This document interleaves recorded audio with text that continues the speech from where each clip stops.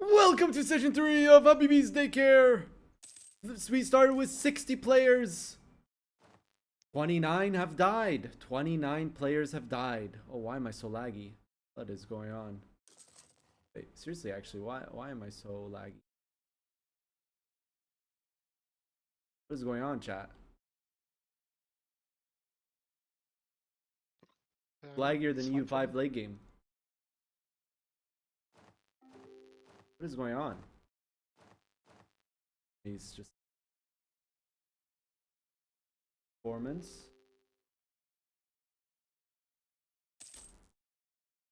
CPU utilization at 50%, memory utilization at 45%, GPU utilization at 43%. I don't know. Weird. It's just laggy. Pretty laggy. But you know what? It's okay. We're spectators. We're not the ones playing in this game. Anyways, this is, as I mentioned, this is probably going to be my last EU4 MP ever. Because when EU5 comes, I'm just going to do full switch to EU5. I'm going to do full switch to EU5, chat. No more EU4 after this. So we're going to enjoy it, enjoy the moment, enjoy the time that we had together. Enjoy the places we went in this game. The places it took us. The friends we made along the way. I was waiting for that one. Thank you, Invictus. Yeah, I mean, we're now exactly 1 month away from the launch of EU5, and as someone who's been playing a lot of EU5, I'm just excited to be going full into EU5 and the content around EU5. So much potential to do stuff, single player, multiplayer. I think a lot of my focus will be single player on release, with most likely one multiplayer game a week. For now, we'll see how it goes. We'll see how the process is. We'll see how everything is in game, and the desyncs, if they happen or not. But yeah, that's what's gonna happen. That's what's gonna happen. We're going in right into war. Right into war. We see a war between Kalicha, Fish Socks Nation, also known as the Generals and Fire Damage Received Nation, against the Forts Nation, the space program, which is basically a fort nation. But he's already getting sieged. He's already gotten one fort siege down. You know, he's got these 70-day siege ticks here. 140 fort defense because he's got the Righteous Army because he's Korean. He's a Korean with Egyptian government. A lot of people picked the Egyptian government. I'm not sure why. The Righteous Army, though, giving fort defense and also giving him the decision, the Righteous Army. So he can click that and get 10 morale. His army is very small. Still very small. I mean, he's got 31 loans at 57, over half his loan cap, which, you know, that's what you see usually when someone is like really hurting on loans. They're more than half their loan caps. That's where you're getting into the realm of this is gonna be really hard to pay off. More than half your loan cap. But he's getting run down. It's a 2v1. Italy is arriving, but Italy is arriving slowly because there's no straight crossing like other mods between Salento and Albania. So he's just coming in slowly, 55 troops. Oh, not even less than that, because he's only got 13 transports. And he's only committing 90k here. Yeah, he didn't build the special building, the special ships that allows you to transport ships. Oh yeah, because we're in Le Mages Noir. Yep. We're in Le Mages. Chat, is the lag only on my end? Like, are you guys noticing lag? Is it laggy? It's really weird because all my PC stuff is at half. But I'm experiencing lag. Maybe it's just a host thing. Because sometimes with some hosts, you'll just get lag. Because it's just like, dude, this is... Like I said earlier, this is worse than EU5 late game right now. Look at that. Anyways, they gotta take a battle soon. He takes 2 merc stacks. He takes all of his loans here.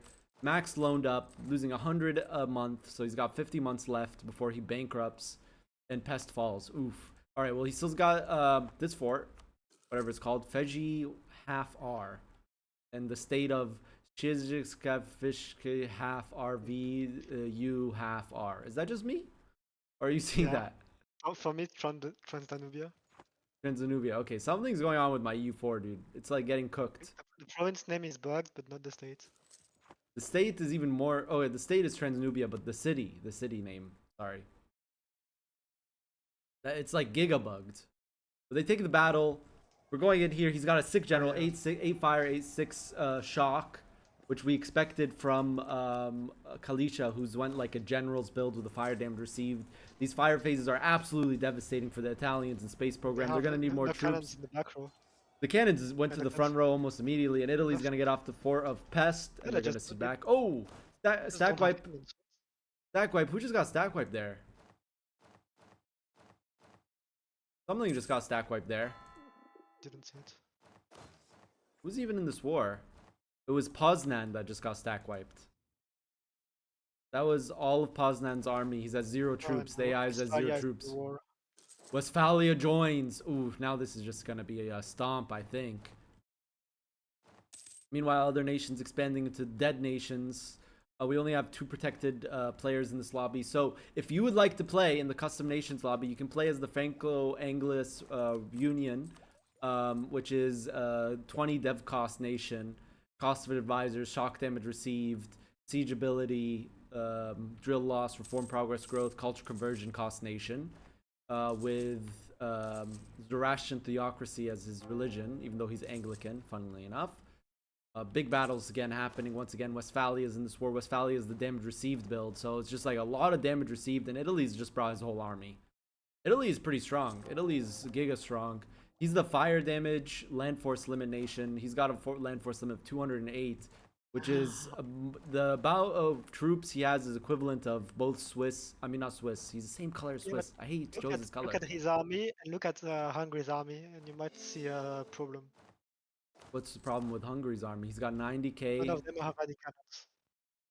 Wait, they both have no cannons. 9 cannons on Yeah. Italy, 0 cannons on space program, and 1544.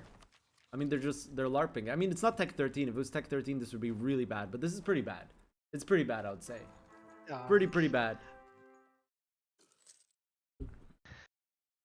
If you guys didn't check it already, I had the privilege of showing exclusive EU5 content on the Europa Universalis YouTube channel. You can check that out at youtube.com/at Europa Universalis. It was posted earlier this week. Europa Universalis official at Europa Universalis official. As I've also announced, I'm doing work with Paradox, and that's part of the work I'm doing for Paradox's content on their social media channels. I recognize my voice in some of the shorts and the long form videos, but that was really special. They just said, hey, like, would you like to do a long form video that would go on the channel showing gameplay? And I said, sure. That would be awesome, actually. But yeah, I hope you guys enjoyed that video. Always open to criticism. I know a lot of people say that I need to articulate better and make it sound less like I'm reading from a script. It's very good advice. I'm gonna do that from now on. These battles going into the favor of Calcia. I mean, they're just committing more troops now. Same with Westphalia. Westphalia is just going to his force limit. They might win the battle in the north. Nope. Italy loses the battle in the north. They lose the battle in the east, the battle in the west, the battle in the north, and now they're gonna push south. Cutting for them is pretty bad because Kalicher has so many insanely good generals. Yeah, I mean that's the benefit of going a generals build is that you don't just have one good general, you have multiple good generals. While most people will struggle to even get one good general. Got So it. what they have and the Italy side don't have is several cannons. They don't have good generals and they don't have good They have cannons. 9K They don't have cannons. Not even good Yeah. cannons. They just don't have cannons. And you know, Italy is not a like quality focused build. He's like money and you know, drill, so he should have very good drill, but he's not fighting in his own territory, which means he can't drill in between battles. If he could drill, he would get like a lot of drill per month, but he cannot drill. And he also doesn't have drill loss, which would be useful here. Italy has another problem is that he has the special military IDs, which he has in his the end of his IDs. So when he finishes this in 5 days, he will get 150 national manpower, 150 land fire, land force limits, Yeah. but minus 33% discipline. That's insanely bad. I mean, Like dude, you just don't take it. You just yeah, don't take it right now because you're it- not going to be able to take no way it's advantage. worth it. You'll not be able to take advantage of this in this war. I mean, you get a huge boost to your army manpower recovery speed, but it doesn't matter, dude. And you can see on both sides, the manpower is just like completely bad. While in Kalshia, it's fine. I mean, he's at 40k, reinforcing 20k, so he's gonna be at 20k. Westphalia's got 70k after reinforcing. This isn't In the U5. meantime, Soon, Iran's soon. One getting more run. month, chat. One more month, chat. In the meantime, Iran's getting run down. Iran's getting run down. Well, this was bound to happen. But look, dude, Yeah, Neo Seljuk Empire and Georgia are hug boxing so hard. they're just assaulting all the forts. Oof. Emia, my beloved. Oh, that's another fort. He has Orisa here now. Orisa has arrived, and he's arriving with full force, so maybe they can turn this, but he's already half occupied. Meanwhile, Ruthenia, which is He lost still a another player fort. despite losing like 3 wars, is now expanding into the old Eastern Roman Empire that's yellow and has Bulgarian primary culture. How, I still don't understand how this Neo Seljuk Empire exists. Like 10 all powers cost, 15 ICA, 20 fire. Like all his ideas are insane. Like, this guy just got like the best draft. He for sure, and he's Sultan of Yeah, Room too, so he's got war score cost, he's got governing capacity, he's got core cost. Like, he's not only is he like really insane ideas, he's also got like a theme going. Sultan of Room while being the Neo Seljuk Empire. Like, this fits. And he also owns Constantinople. So like his worst. He has one ID that's not useful. Is the -5 unrest. One thing that's not insane. I mean, it's still really Again, all good. endpoint was cost. -5 Yeah, all it's really unrest good. is really Yeah, good still. that's what I'm saying. It's the worst thing, and it's not even that bad. Yeah, it's good. It's really good. Everything else is insane. All power costs, infantry combat ability, 22 land fire, manpower and accepted cultures, which usually we would say is not that good, but we'll show you something in a second. 12.4 province all power province cost, 10 construction cost, 20 manpower recovery speed, 25 sailors, 25 marine force limit, max promoted 4. So he's got this plus the manpower and accepted cultures, and then he picked a really small culture, Turco-Iranian, and he can completely eradicate his main culture. He just switches like this. Yeah, it's 150 Diplo, and he has no primary culture. So you can just have everything as accepted, and you can even convert the Persian, the Baluchi. You can just convert these to accepted cultures instead, and then that just turns into a global 37.5 manpower modifier, provincial modifier. Remember that, chat, because it multiplies the provinces. Then all of the provinces get added up together. Then you multiply global manpower modifiers. So this is gonna mean he's insane, and he already is an insane nation, sitting at #1 GP by far. So he's just stomping right now. Neo Seljuk Empire probably gonna need to get ganked. You see, the recent vassals are fighting against the Neo Seljuk vassals in India because this guy's empire goes all the way to India from Constantinople. This is insane. Tomatomans kind of goes with George's theme, you know. That's like, okay, we're getting ready for EU5. Your subjects take shade of your color. Space program ran down, though. Completely ran down. Not a surprise. Italy, the protector of the space program, is, protected him against Neo Seljuk and protected him against other people. And he's still low manpower because of it. And like we said, he's not doing it. He's using his admin for other things. But if he takes 2 more ideas, he has minus 33% discipline. Yes, he also gets 150% manpower and 150% land force limit, but he needs to build to his force limit to fully feel the power of his build. A 200% force limit build. 233% force limit build. Wow.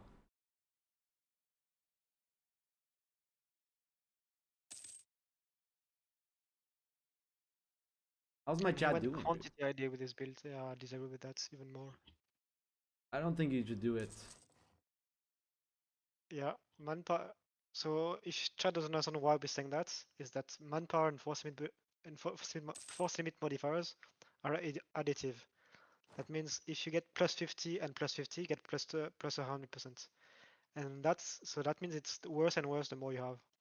So when you already have plus 150% manpower in your IDs, you don't want another plus 33%. That's nothing. Same for force limits. What you want when you have force limit and manpower in your IDs is quality modifiers, because that stacks with your quantity then.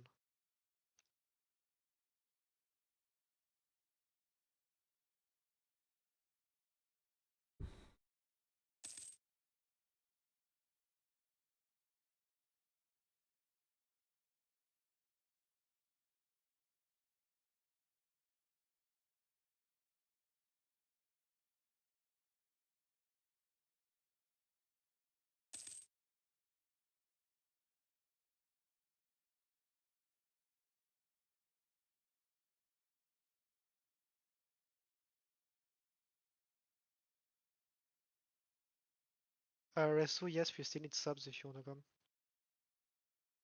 Yeah, we still need subs. Yeah, we need a sub for Kegla's Nation. I think that's the highest priority. Human Wave Doctrine. That's a top GP. It's third top GP, and we also need a sub for Franco Anglo Order. We'll give high priorities. You can use those high priorities when we start doing EU5 MP. Just realize you're streaming at a different time than usual because of the time zone difference ever since you moved to Lebanon. Did it take some time to get used to? I prefer streaming at this time versus the time in California. Of course, like the time is the same, right? Like Yeah, globally. it didn't change. But California, I would be streaming at 10 a.m., which I hated. I'll be honest.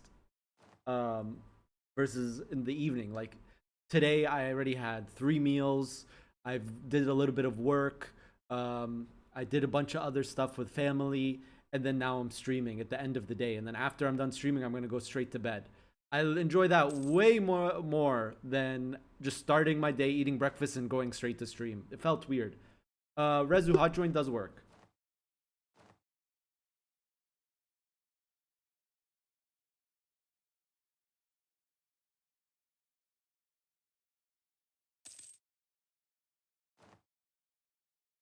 You know, streaming at the end of the day just feels better naturally. It feels way better naturally than streaming in the beginning of the day. Ooh, Italy just abandoned him. Yeah. Italy has abandoned space program. That's our host? Yep. Well, we might need to host this game chat. The Lebanese think you're Oh American. my god, the fish pistol. Do you see the pistol he just sent to Westphalia? What, Oh, it's Westphalia, okay, never mind. Okay, I thought it was a fish sending a pistol to... I mean, at this point, you don't accept Westphalia It's separate not funny, piece. words making sense. The Lebanese think you're American. Who's thinks that? Some people meet me and they think that I'm a Lebanese that has lived outside, which is true. But no one looks at me and says you're American. Like immediately. I have some Lebanese features. A lot of Lebanese features.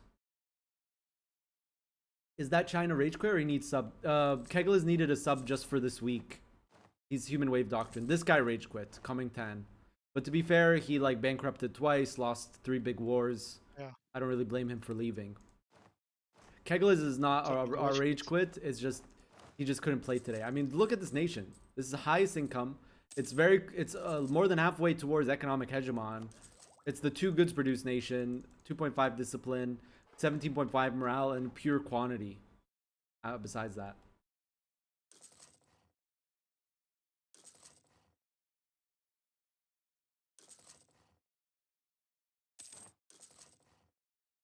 Favorite Lebanese streamer, thanks. I'm just rage baiting. Ah, you got me. You got me, dude. One thing I enjoy more in Lebanon is like I make friends a lot easier. I don't know if that makes sense. Yeah, do you need the role, Rezu? No, I'm trying to join. Hello, but Okay. I don't know who is hosting. So It's, It's Ken Kenwe. Ken. Why everyone called Ken? There's so many determinations, dude. Oh, When you have the chance, my good host man, sir, Rezu's trying to join on Human Wave Doctrine. Oh, okay. I'll pause and let him in. There you go. Okay, Coming I'm 10 in. rage quit. Thank you. What do I play? I mean, The Green Nation in China? Or the human Giant way, Green yeah. Nation, yeah, Human Wave Doctrine. okay. That's more priority than the South Fran Nation. Sorry, Triple Z. My favorite Total War YouTuber, Triple Z Hacker. He's at a wedding. Sad. Can't play I mean, right now. sadly. Depends on whose wedding it is. What, like it's his ex-girlfriend's It- wedding? Then it will be a sadder. If it's his like best friend's wedding, it's amazing. Good for him. But if it's my Yeah. imagine going to your ex-girlfriend's wedding. Imagine I going mean, to for some your people have that ex-girlfriend's kind of wedding. like some people have like that like relationship with their exes, but I couldn't imagine that. I have no idea what any of my exes are doing. Like no idea at all. Actually, no, that's not true. One I randomly saw as a headliner for an event in San Diego, which was a trip because after we broke up, she became a DJ. And now she headlines shows, which is really weird, but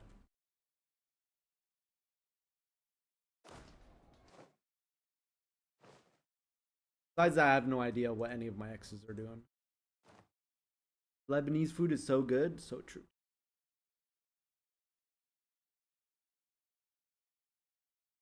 Comment tag definitely rage quitted. I mean, it was a sub last session, and then a sub. We needed a sub this session. Just let it die, dude. Let it die at that point. Favorite Lesbanese streamer. Thank you. Do you even read that? Lesbianese.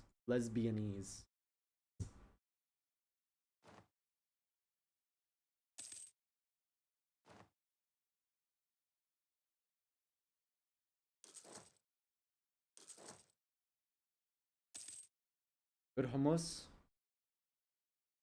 No, hummus is not that hard to make. You just need a food processor.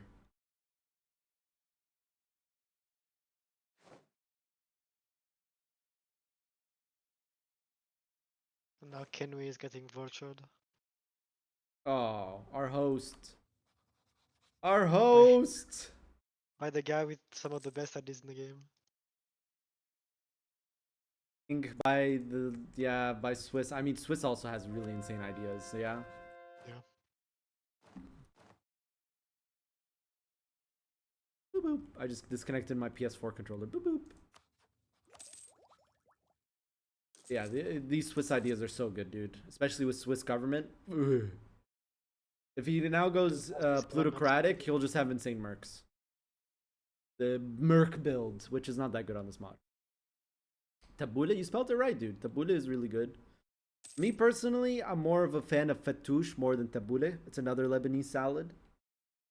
But tabbouleh is good. Like I eat way more fattoush than I do tabbouleh.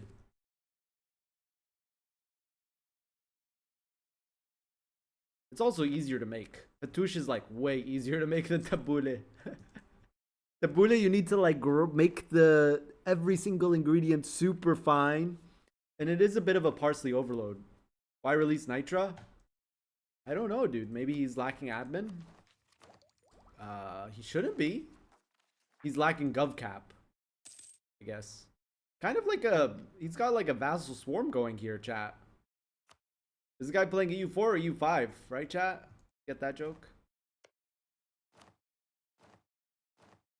Vassal Swarm. He has 3 vassals in his annexing one. That's weird that he's Sure. wait. That's weird that he's doing that. Westphalia has a vassal swarm, could say. Kind of, yeah, you're right. 5 vassal and a march. But it's weird that he released Nitro with the admin he has. I can't really think of a reason Yeah. why he did that. It's not like the next It's the admin gold tech mine, is you super don't want to important. release this one.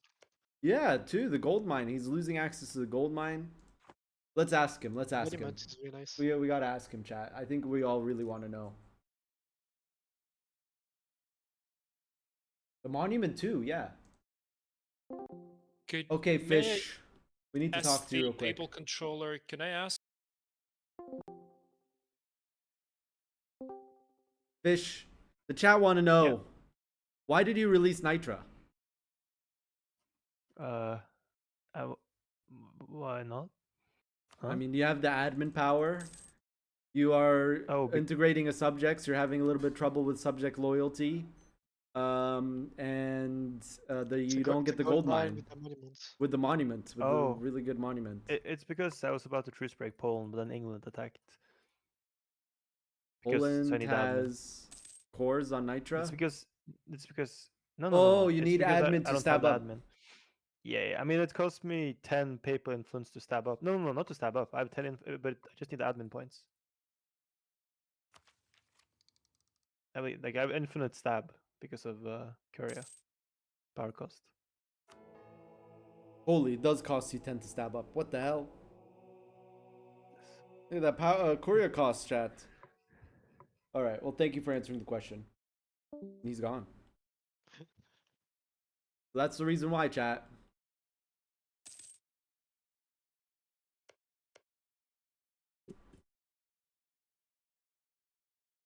Chat, I really just can't wait to be able to show you guys EU5, show EU5 content, do EU5 content on YouTube and Twitch. It's a new era. A new era that's about to begin. What's up, Synergistic? A new era that's about to begin here, chat. Bufanical. This is our host, dude. Then show us I can't. I'd get fired. I wouldn't just lose early access. I would get fired. And sued probably. Probably sued too. Oh yeah, I did because I have an NDA. Like I can't show content. Like there was like waves, right? Like before September, the first week of September, I couldn't talk about the game except for my experience on the influencer build. Post November, September 5th, I can talk about the game. Not September 5th. I think it was like September 10th or something. I could talk about the game past my experience in the influencer build back in April and May. And now I just can't show you. I can show 30 seconds of content as shorts or reels or TikToks. 30 seconds, dude. What kind of short is 30 seconds? My lowest shorts are like a minute long. What can I show Okay, you in 30 seconds? Okay, that's a challenge. Next campaign, you have to show all of it in In 30 30 seconds. second short. The campaign in under 30 seconds. I started as Vijayanagar. I conquered South India. I built buildings. I formed Bharat. Thank you for watching. Yeah, you will get a great engagement metrics. EU5 campaign in 30 seconds. That's a great idea. I'm going to write that down. Not give you credit for it. Obviously. I can't give you credit. I only have 30 seconds.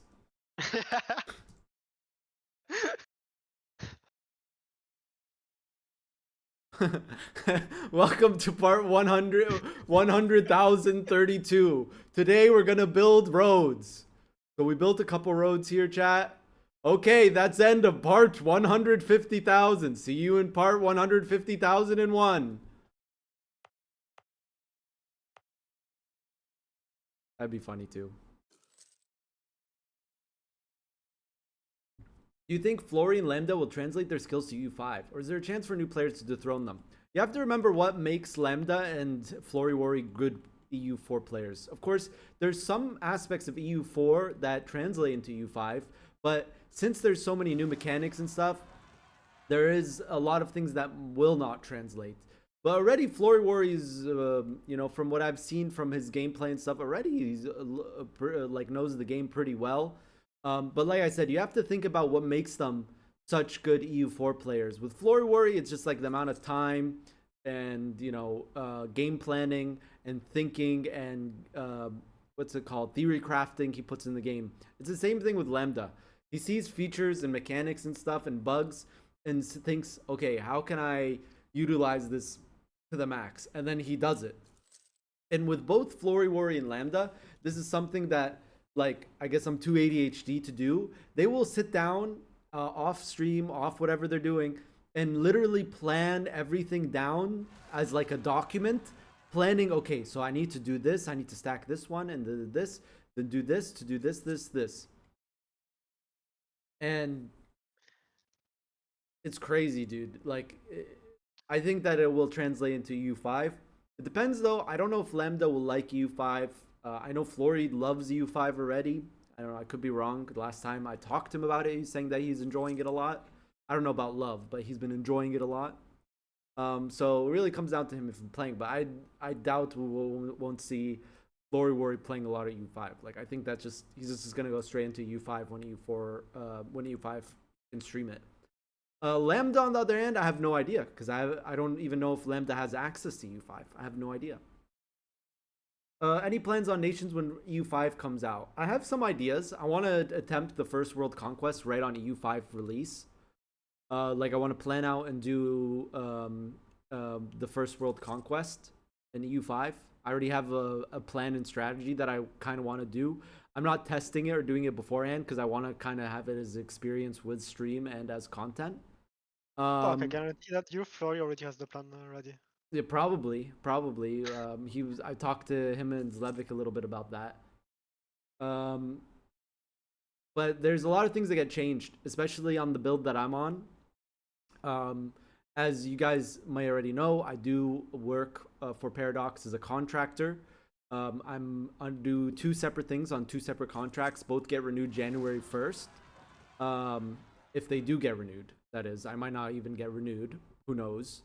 But as part of stuff that I do for Paradox, I will do content suggestions and play tests and bug reporting on the latest build before it goes to other testers and content creators.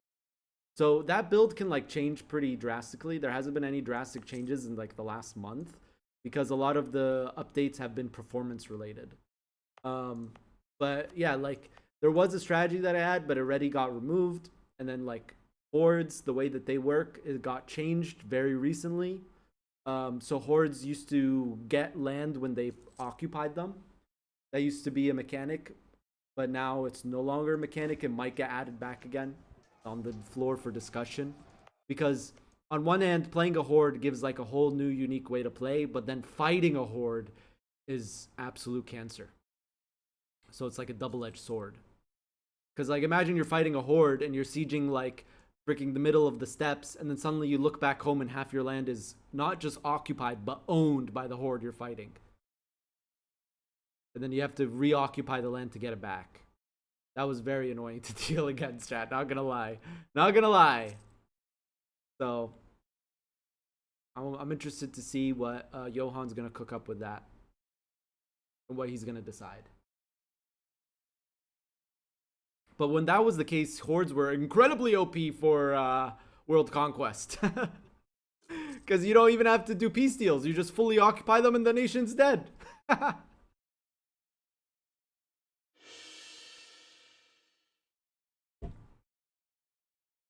Dude, we're watching the death of space program here. It's kind of. And just look at the Neo Seljouks. Did you do a world conquest in U5? No, I'm not doing a world conquest in U5. Honestly, thought your presentations were the best on the official Paradox YouTube channel. Thank you, dude. I've been getting some. I'm really open to constructive criticism, chat. Whatever you guys think would be better. Maybe some mistakes that I made. I already got some constructive feedback on articulation, and I personally struggle with language. That's always been a struggle of mine. I like ever since I was young, I've struggled with like language and language learning, but excelled at like logic and math. But you know, it's something I work on a daily basis. But thank you, dude. Always open for constructive feedback. Well, isn't that real? Who's gonna force you to not take all? Yeah, I know it. It was real, and it was a mechanic in EU5, but right now it's not. But it might get added back again. Like I said, it's not really up to me to decide that. But that was a mechanic where hordes just occupied a province. They got it. Boom. But playing as a horde, that was cool. But when you're playing against a horde and AI, it was cancer to deal with. Like, just imagine that. You're fighting an AI, and every time the AI occupies a location or a province in the case of EU4, they just get it. It's like fighting one of those nations in Stellaris. They do still have to integrate. It's like fighting the synthetics. Yeah, synthetics in the U4, yep. Look at this war here. Neo Seljuk is now being ganked. I mean, this gank was a long time coming. It's not a gank, it's a 3v2. Okay, my narrative. It's a 3v2. George is still helping him. George is running out of manpower. Seljuk's still doing fine. How are the other people doing? 0 already on Yemen. Oh, But I think it's the first war that the Seljuk has lost some manpower. Congo 101 and Burgundian system at 0, but Burgundian system is a merc build. What's up with people not having cannons, chat? Okay, Yemen has cannons. Okay, Congo has 2 cannon stacks. I take it back. 3 Yeah, cannon it's stacks Merc against and, 2. No, against 1. Georgia betrayal incoming. I mean, he's full committing for his ally here. He's losing money. Not that much. He's over force limit by double. For his ally, dude. Thank you for the sub, dude. Moan. At this point, they're a bit more than allies, but yeah. Like, they've been fighting every single war together. If you have any suggestions for E5, the best bet is putting it on a Tinto Talks in relation or making your own thread on the Paradox forums. That's just going to be my advice to you guys. If you have a suggestion for EU5, don't do it on the subreddit. The devs don't read the subreddit unless someone from the community team directs them to it, which is very rare. If you want devs to read your suggestions for EU5, make a thread on the Paradox forums and mention the thread in a Tinto Talks. But keep in mind that there's not going to be like any new content right now. Like the team is so hard at work, focusing on just making sure that the game is as bug free as possible on release. Yeah. We're a Don't month from introduce new release, dude. bugs It's to super beat the stressful. game. Super stressful at work right now.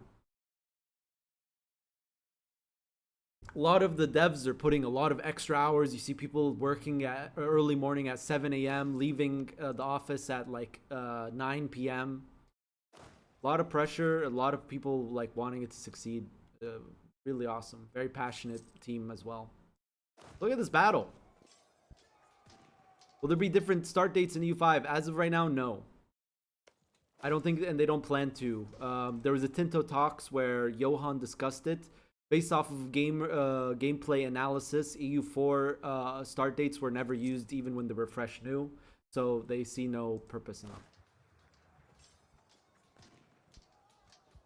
Would you say EU is a flagship Paradox flagship franchise series? For sure it is. For sure. The Paradox Golden Age started after the launch of EU4, dude. Look at this battle, though. Yemen's here with so much force. And we can see even, okay, Seljuk Empire finally sweating. Taking out 3 merc stacks. They're low morale, so we can't bring them to the battle. But this war is the first war we're seeing the Seljuk struggle. Minus income, minus 300 ducats of income. Over force limit by 300k, and he's negative manpower. I mean, on month tick he won't be, but still, that's rough, dude. This is the first war, and he's at negative 56. I mean, if Yemen starts losing, he makes some more ground, he starts losing. Stab hits will come, but I don't think they want to do stab hits. They want to weaken this Neo Seljuk Empire because they're the #1 GP. This is what we like to see, chat. Not just people snowballing out of control, no one being able to stop them. Contest the #1 nation. Isn't Hoi bigger at the moment? But my point still stands that like Paradox games started becoming more popular after the release of EU4. After the release of EU4, you had Hearts of Iron 4, you had Stellaris, you had CK3, you had City Skylines. These are all the games that, except for CK3, that became bigger than Victoria 3. That became bigger than EU4. Victoria 3 probably not as much. I don't know. I don't know the exact stats. But that all started with EU4. So that's my whole point.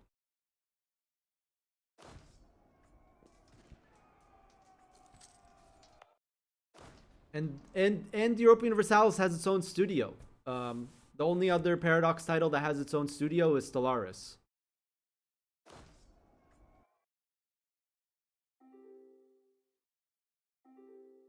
I was banned, GG. Again? People gotta stop banning determination, chat. I need to start banning the people that ban determination.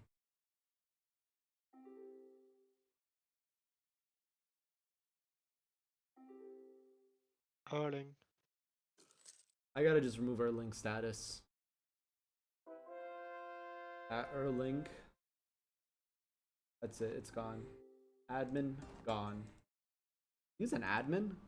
Dude, that's so much risk right there. I removed his mod status. That's it. See, crossed the line. And once again, Neo Seldric's getting pushed back. I'm not excited for his loss, chat. It's just, I like seeing the number 1 GP like struggle. Because if the number 1 GP just keeps snowballing, the game just dies. Because no one can contest this guy. GG, lobby winner, go next. And I don't want it to die because we're only in session 3. I mean, we're 15:53, but it's still so early. You know, I've talked about this too, you know, with EU5's release being so close, lobbies are really hard to continue. Very hard to keep players going, very hard to keep people excited for EU4 MP when EU5 is right around the corner.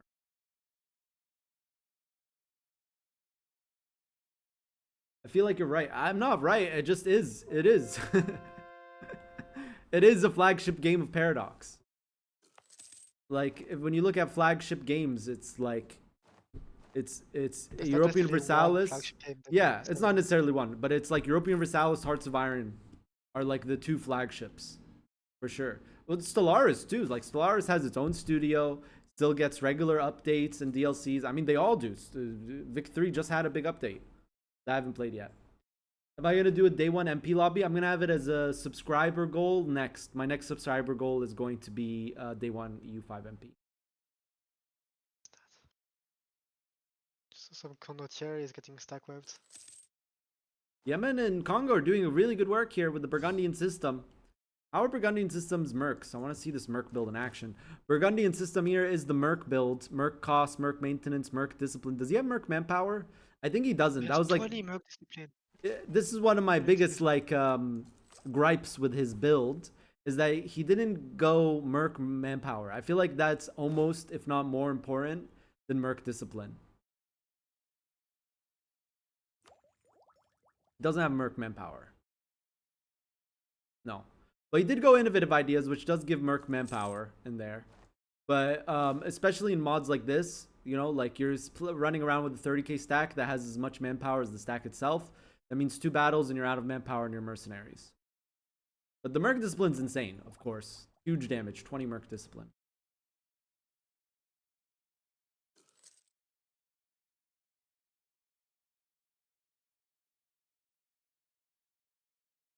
Yeah. This is public knowledge. I mean, Paradox is a publicly traded company. But yeah, Victoria 3 and CK3 are produced in-house in Sweden. While Stellaris is produced in another studio and Europa Universalis is its own dedicated studio. When you're playing EU5, are you having fun? Yes.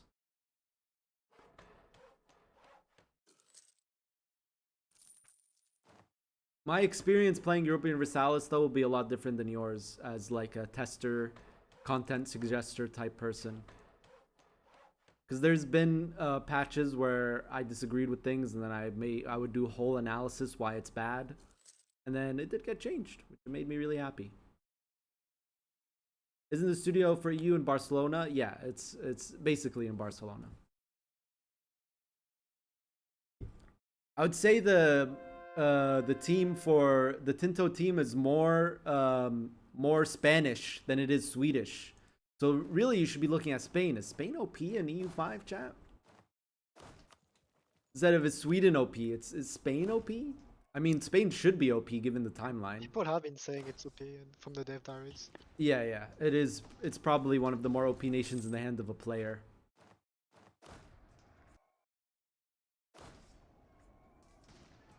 Coming in, this another battle. These battles can determine a lot here. This is the biggest war happening. I mean, it's the only player war happening here.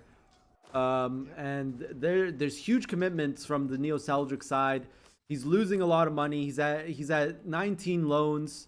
Georgia is also helping out here. He hasn't taken a loan yet, but he's out of manpower. Neo Seldric is reinforcing 55k. There's so many troops here on the side of Yemen. Let's take a quick look at the numbers while we're looking at this battle. They're starting to get outnumbered. Neo Seldric with taking those merc stacks is starting to outnumber them, but look at this. battle He's here. out of man. Yemen completely out. Who's the front line Yeah. here? And Burgundy's gonna start to run out of mercs. The Merc manpower. I told you it's huge, but look, they're gonna win this battle. I think the Burgundian Mercs are like really carrying. I think that's what's happening here. And 20 discipline, yeah, probably. They're 32 discipline, dude. The Burgundian system might be low-key OP with these Mercs. 32 discipline Mercs. That stacks on top of the regular discipline, which is 3. But still.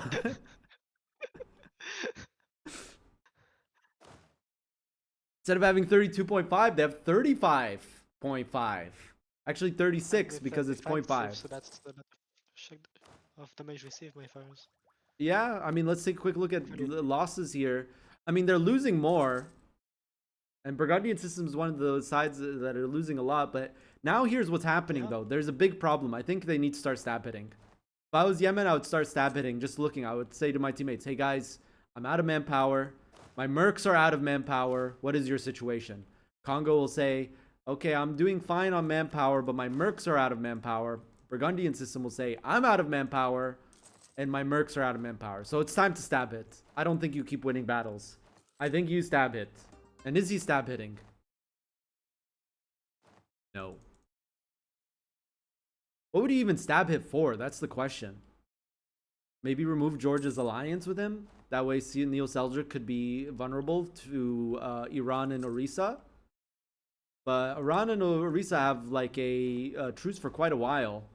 I think like if they do Not that, that long. Georgia can 2 just years. next on his own. It's the same thing. It's one front. It's still one front, you know. True. But then Georgia's alone if like maybe Ruthenia comes in. I'm just trying to think, what do you even do as a stab hit? Are they even doing stab hits? Doesn't matter, but theoretically, what would they do as a stab hit? Maybe remove alliances? Money won't really impact him that much. I mean, he's taking a lot of loans, but... Oh my god, 22. Maybe you keep him in this war, actually. But what do you do for troops on your side? Do they even have any mercs left to call? Yemen's out of mercs. Burgundian system? He's out of mercs. Congo?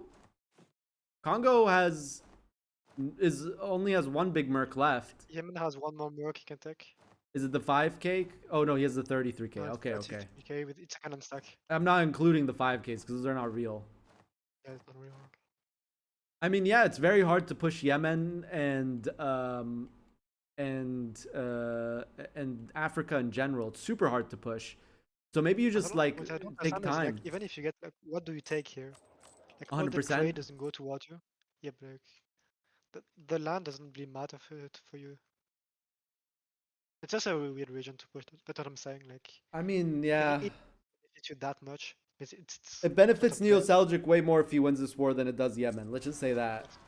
Benefits him way more. Burgundian troops on the front line. Let's see the damage difference here. 35 disciplined troops versus 6 disciplined troops. Yeah, what you have to look on the. Look at those Seljuk is damage. more dicey. Not that big, actually. It's not that big. Not a big difference in damages. There's some that are pretty big, but the Seljuks do have a better general. Again, the lacking of the generals. They're coming in. The discipline also means that they take less morale damage, not just regular damage. Big tactics difference as well. Oh, And they're gonna cut with no men on the front line. No friend on the front line. Oh, Congo. And they're gonna get countercut. Cutting the cut. I mean, they're gonna win the main battle, so it achieved its purpose. But Congo is out 50k men. He might get strength sack wiped. He's gonna get strength sack wiped. He did.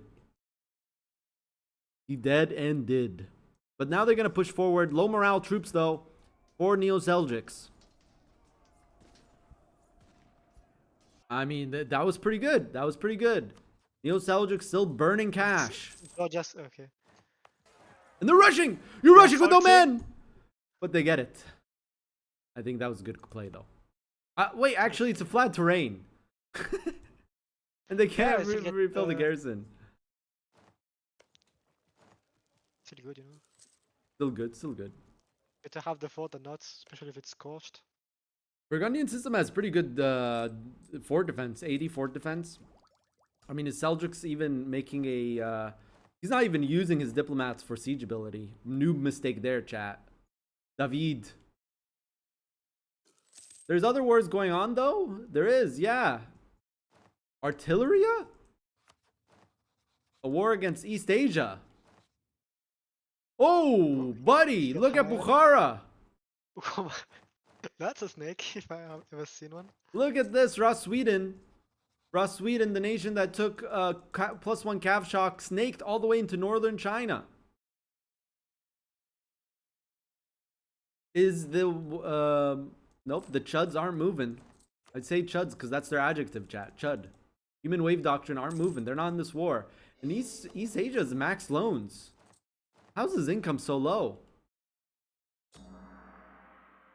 Wait, how is his income so low, chat?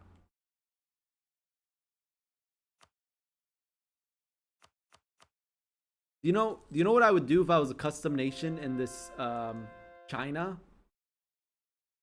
I would go a religion that synchronizes really well with Confucian to start. Then I would convert to Confucian as I conquered more Confucian lands, so I get access to commanderies, right? Yeah, and you can see. And then synchronize it, yeah, like a really good synchronization in Shinto, right? Yeah, I mean you can do that without. Like you just get one Shinto province. Okay, in then Japan. I don't really know on top of my head what are good synchronizations. I think that's the only really good one, militarily wise. Let's look You real get quick, because there production might be efficiency someone that and we don't stuff, know. That's nice. Confucian EU4.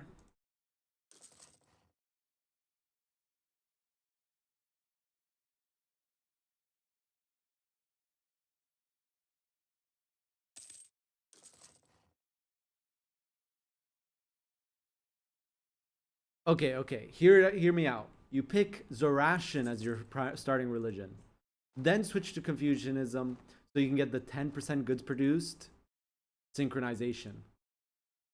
Did you know that, chat? Zoroastrian gives +10 goods produced synchronization. Yeah, Lavi like tends to hugbox with Urad a lot. What's up with that, chat?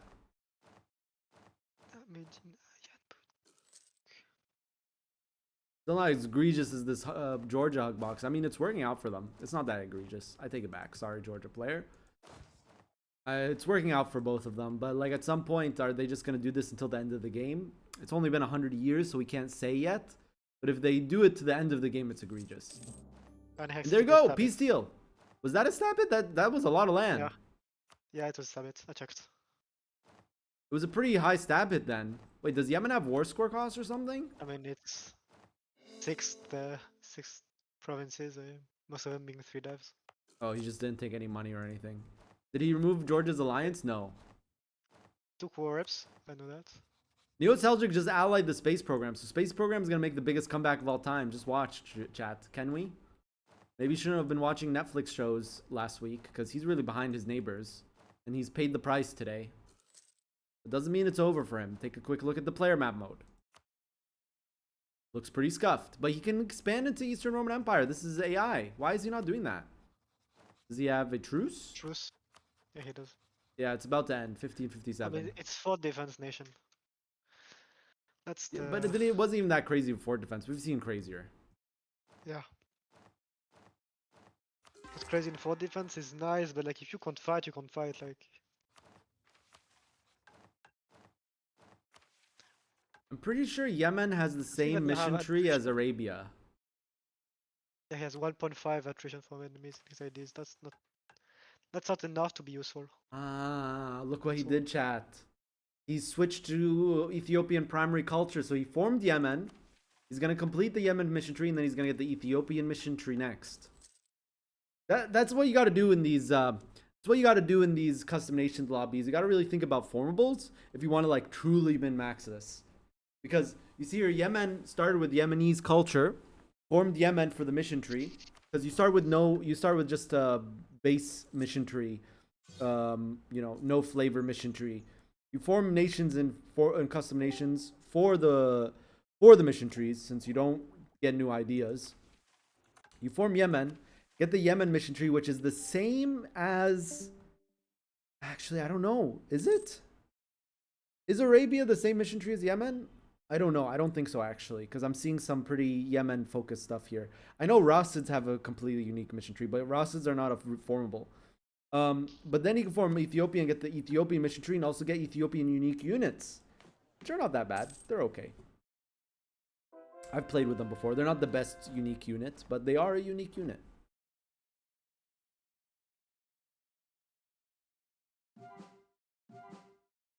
Great brain formed. Dead. Oh, I hate it. Dude, Anglican, I just realized this. The Vajrayana and the Anglican look very similar. Have you noticed that, chat? Super similar. But, you know, he's Vajrayana, which means that he didn't get Anglican, but he's Britain, and he's got a really nice mission tree. He's got a really nice mission tree, one of the nicest mission trees in game, as Britain, with his bruv ideas, which are like general idea cost, manpower usage. I remember thinking that these ideas are kind of mid. The tariffs are good, but you need to start building the colonial nations, cancer in the New World. We did see this great brain last week win a war against Svevladia, which was crazy to see. Underdog story there, and he won. Crazy, crazy. What is the human wave doctrine going to do now? We don't know. But meanwhile, East Asia is pushing back Bukhara, but still at -2 war score because it's a show superiority war. -5 from battles. He's going to need to start winning some battles soon because he's losing 200 ducats a month. Japan is here, though. Japan and East Asia have been fighting with each other a lot. I remember also remembering Japan ideas were pretty bad. You know, that's the nature of playing a custom nations draft lobby. You either are this Neo Seljuks and, you know, you cook really hard, or you're Japan and you do the opposite of cooking. No offense, Japan. Yeah, I don't understand how. Like every single ideas in Neo Seljuk is something you would pick. Like, I mean, a lot of what he has is things you would pick first. In the first wave. Yeah, almost. Yeah. At least the All Power Scouts and the ICA. Like those should be gone like in the first 10 picks. 20 Both of them. ICA, though. Someone took 20 ICA in the first 10 picks. Yeah, I mean, I can 15 see ICA is 15 really ICA lasting through the first wave. So, like, if I was early on and I got 10 all power cost, I don't know how the draft was done. I don't know if it was done reverse order. Like, if you're playing Settlers of Catan, you know, and you're putting your first settlement, it goes twice, and then first goes first and last. I don't know if they did it that order, because that's what we did last time. I don't know. But I can see him being like 6th or 7th nation pick. He took all power costs, and then in 15 infantry combat ability made it to the second wave, and then he picked land fire damage. There's his third. Yeah, well, actually, what I mean to say, like, what did Japan pick ahead of that? That's the real question. What did If he Japan has pick nothing, that's first? good. Maybe his government? No. Maybe where he is in the world? Wasn't that drafted? Yeah, that was drafted. Catan Nice stream ruling, when, maybe? chat? Seriously, actually, I would be down for a Catan stream. Catan with chat? I mean, 4 of us would play. I've never played Catan 5 or 6 players, but it seems kind of bad. I'm not gonna lie. I feel like 3-4 player Catan is perfect. I know you can play 5 and 6 player with the extension, but I've never played it. I've also never played Catan expansion packs. I know it's late, but if I want to send suggestion corrections paradox for EU5, where should I do so? Best place, and I said this to chat, if you want your suggestions to be read by devs, it's not on the EU5 subreddit. It's not on our YouTube videos. It is on the Paradox forums. Make a thread and then bring it up in one of the Tinto talks. Yeah, Katana has DLC, but I've never played them. They don't look fun. I'm not gonna lie. Like, what's the point of having 4 more resources? This makes it way more complicated. Katana is great as is.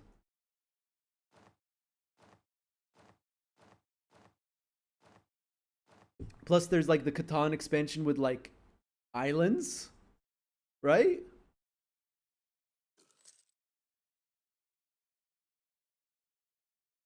Yeah, there's Explorer Pirates expansion, Seafarers expansion, and Cities and Knights expansion.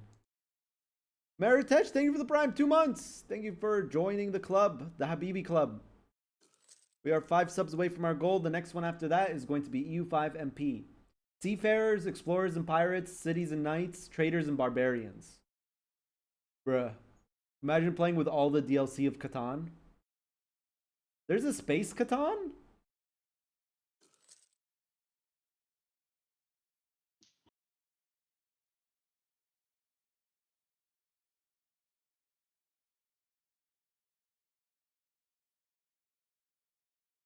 Starfarers. This looks pretty cool, actually.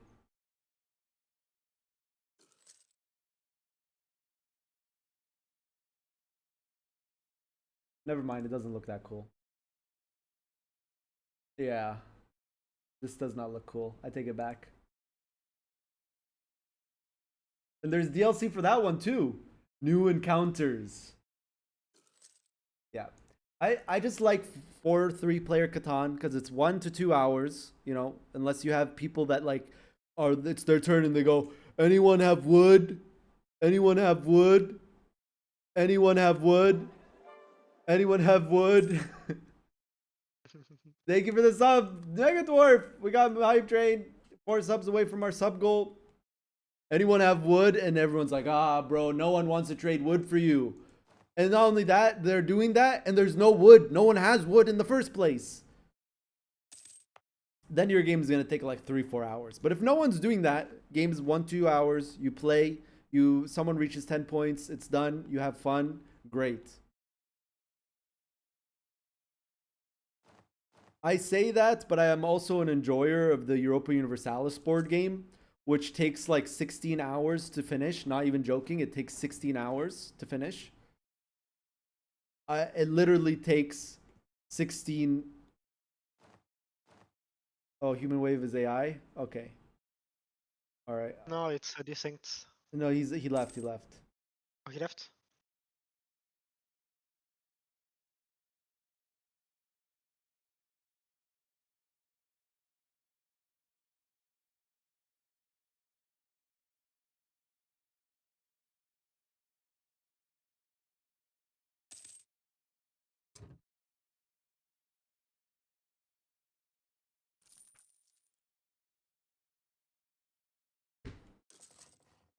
I think people really underestimate I'll join. monuments in this game. Oh yeah, yeah, for sure they Like, do. look at the Graz Where's monument that? in Austria. Austria. The Graz monument in. Oh well, this is just a monument that doesn't exist in base game. But yeah, No, I mean, for the 5% tech cost. Yeah, just and the, institution just the based first one, that's, cost. that's 300 mana, like, really good. Oh, it and gives it's cheap. mana. Oh wow, it gives mana. It's a show strength. Yep. We're not gonna tell Or him a- though, chat. He's just not paying attention. It's, I mean, when it's it's modded 500 monuments, I don't blame them. When it's modded monuments, I don't blame them. I miss modded monuments as well all the time. So someone says, "Hey, look, there's a monument there." there are vanilla monument, like the one in Naples, it's really nice. It's a reform progress. And cheaper in this mod, the monument, so it's really worth it to do it. Reform progress, it's good. Oh, chat, no, not again. Come on. Okay, I might have to use the bathroom, chat. Rezu, have you tried hot joining again? Well, maybe pause and go speed 2.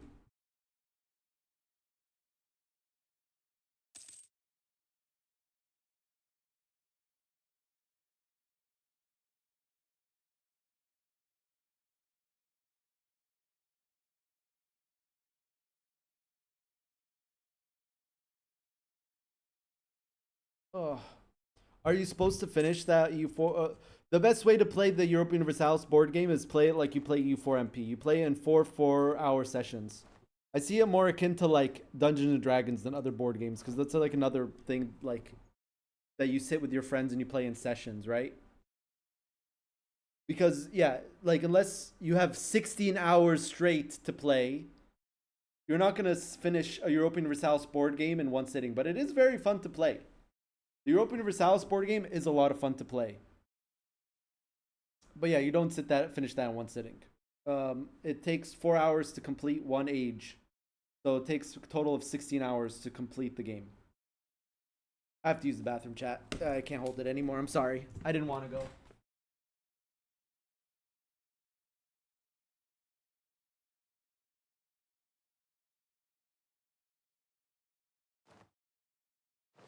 So congrats, chat. You're all mine now.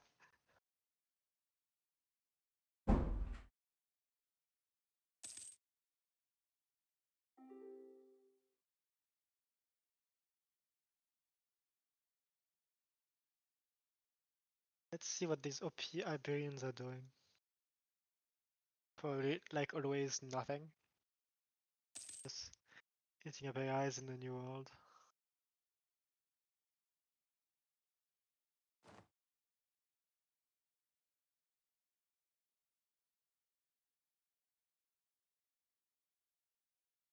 Any stage is getting run down now.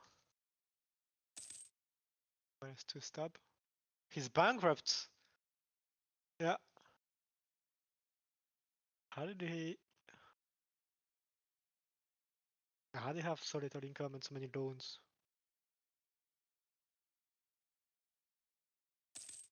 Probably while fighting the Kuomintang.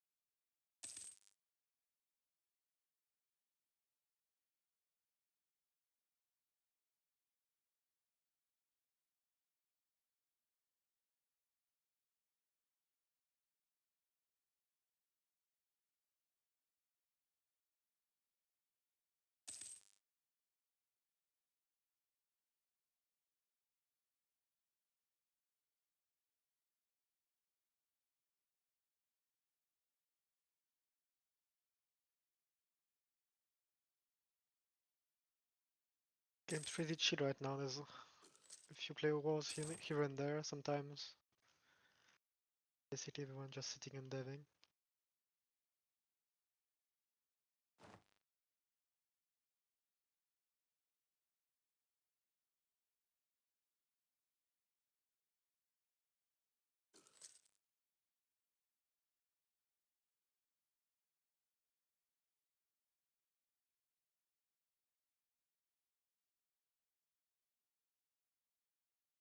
Yeah. This stage is giving up. He's not paying for the troops anymore. He's really on con right now. It's just burning for nothing. Bukhara even losing money. Yeah, but not much. 60 ducats. Yeah, like basically everything he's losing is reinforcement, so it's very much a nothing burger. And it's just gonna finish carpet sieging everything, and he's gonna be able to enforce.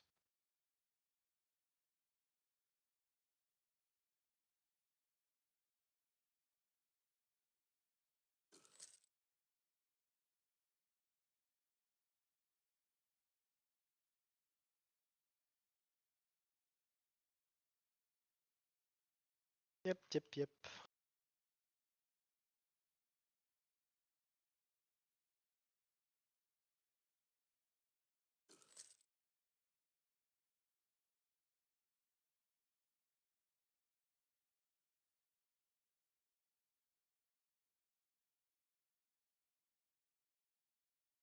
In this here, it's a vassal of Bukhara. This Bukhara is really big.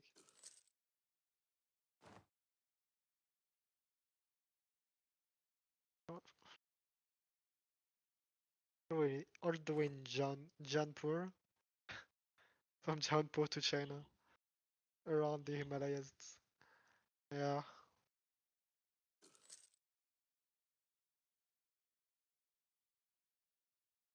300 income. Pretty good. Wow.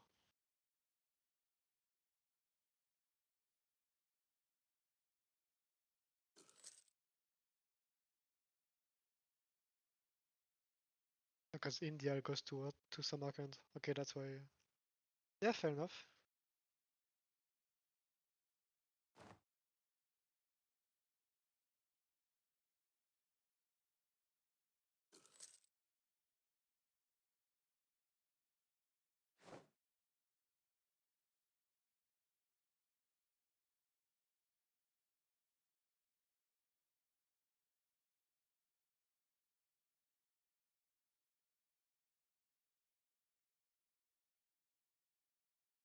Westphalia left. Yeah, it's gonna be another hard join. And the Bukhara has reached 99% war score. It's gonna be an enforce.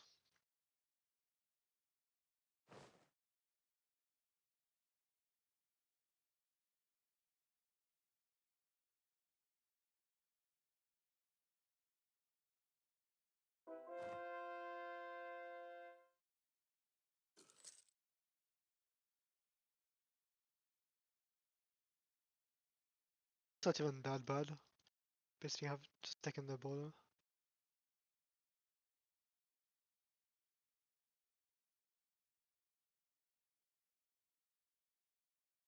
It's quite a lot of dev, but it's not the end of the world.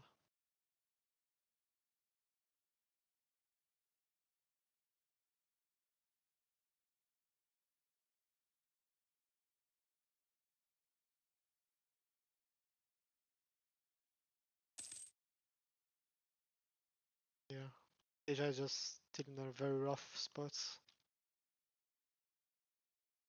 He's just surrounded by much stronger players. I mean, it's much strong nations.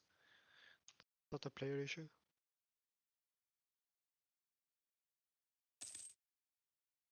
He has no income. How's his income so low? He just not have enough dev. 1.5k. No, he has dev. Why is his production and trade so low then? I mean, China has good trade goods, right? Oh no, actually the value is pretty low.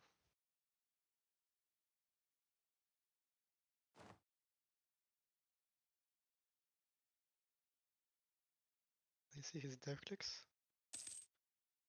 500 dev clicks compared to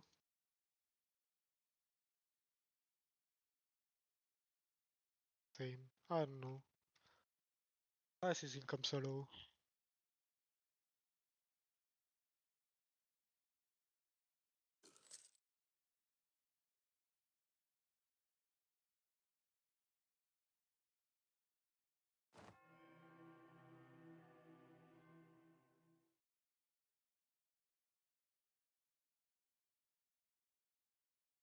He has buildings. He basically has no menus.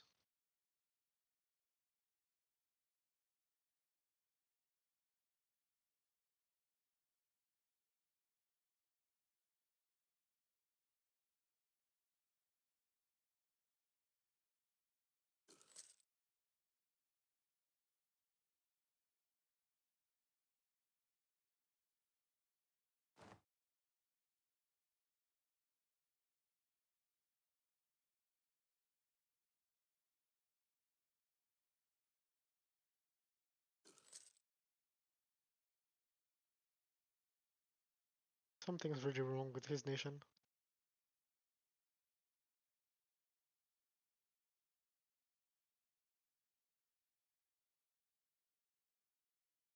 I can't see his menus. Like when I try to open the menus building, it's empty. It's just a rebuilding. I don't know. It's weird.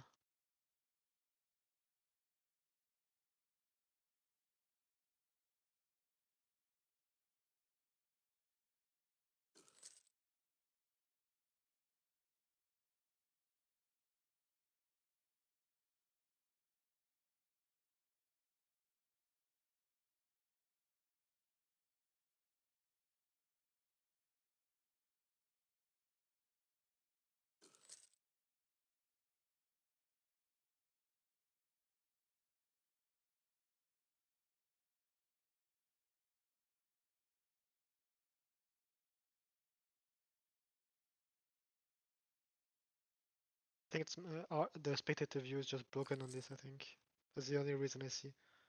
Like he has several bonus that he should have, that are not displayed, like ahead of time in Diplotech.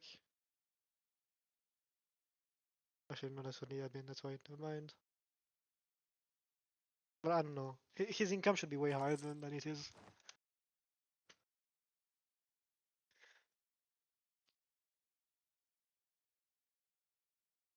In the meantime, what's happening around the world? Japan is taking the land from Korea, so he's getting more trade power in his node.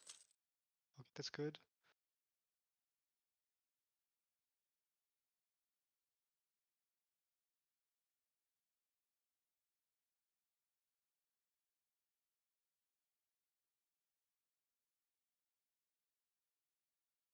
Ah, I see the smart move. Uh, Portugal gave the monuments in Mexico to Spain, the one that's MPR. So this way it doesn't go to a to a colonial nation. It goes to the actual nation, to the overlord, and he gets the bonus. So now the Spain gets 20 MPR from it at 10 infantry cost. But that's going All to right, I'm be back. the Sorry about that. You know what happened? I had Hello. absolute disaster in the bathroom. Is there any player wars happening, Avian? No. Okay. It's over. The China war ended. Oh, okay. Well, Bukhara is just expanding deeper into China, and East Asia is now bankrupted. But at least he's recovering, but nowhere close to human wave doctrine. Yeah, I don't know why his income is so low. Yeah, I was just thinking that. Why is his income so low? Does He has chat? half the production income as Bukhara with similar development. Oh, It's similar, not is he similar, lacking but not. building? I don't know. Buildings? It's bugged in my view. Is it? Look at his building, like in the micro builder. He's lacking a lot of buildings. That's literally what it is. Yeah. Okay. Yeah. It's He also can't like, build doesn't show buildings it right in the now list. because bankruptcy stops you from building. Oh, that's why. Okay. Buildings, yeah. Makes sense. Yeah, so he can't build any buildings right now because there's no possible buildings because he cannot build due to bankruptcy. Forbidden by rules. Yep. There. Cannot build building. Yeah. I had a disaster in the bathroom. So, you know, here we have bidets, right? Very standard in Lebanon. You have bidets. My bidet, the water, when I turned it on, wouldn't stop going. And I was just like trying to fix it. I was trying to fix it, and I sprayed water all over the bathroom. And then I had to wipe the bathroom, get rid of all the water. But that was, I don't even know what just happened there. Why didn't it stop? I had to like finagle and move around the pipe and the thing, and then it's finally stopped.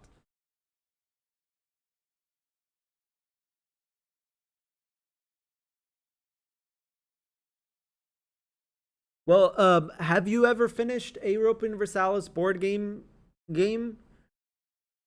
Technically, no. We never reach to the last age. Usually, someone wins before you reach the last age. Not the last age, but like the last turn. Because technically, there's 16 turns. No, 16.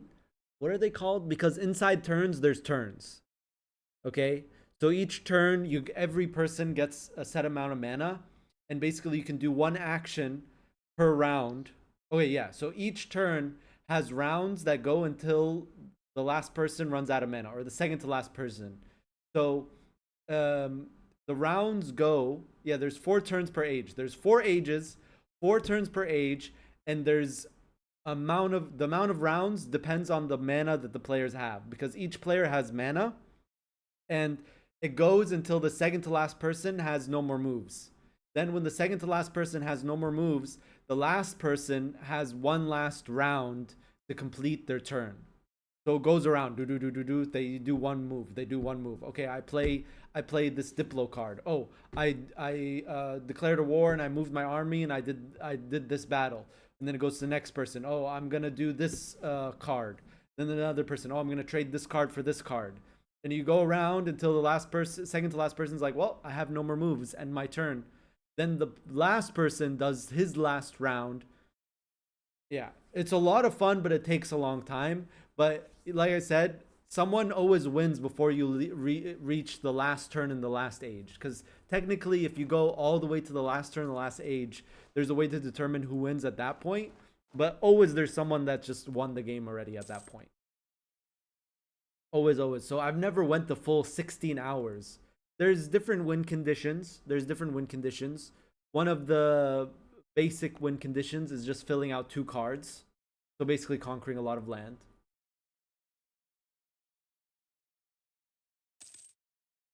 Yeah, the mana generations really hurts, but advisors are really giga in that game. It's just like EU4. Your mana generation's cursed. Good luck doing anything. Yeah. Honestly, though, mana makes more sense as a board game mechanic than it does as a video game mechanic. And that's one of the features that I'm happy does not exist. 1 more month until U5, dude. I'm really happy that mana is not a feature in U5. You know, it's funny to see people who are just like, you know,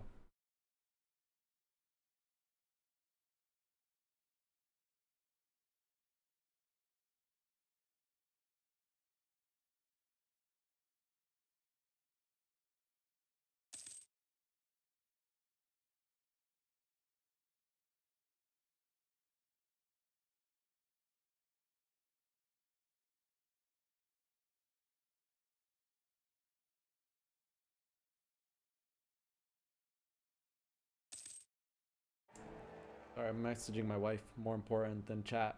No offense, chat, but it's true.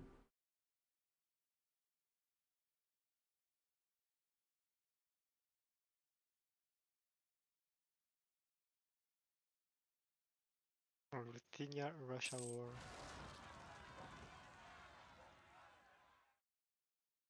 Yeah, Do you that's think people will still play pretty much EU4 MP until EU5 is fully fleshed out? Like, I think there will be a lot of people that still play EU4 MP because of PC requirements.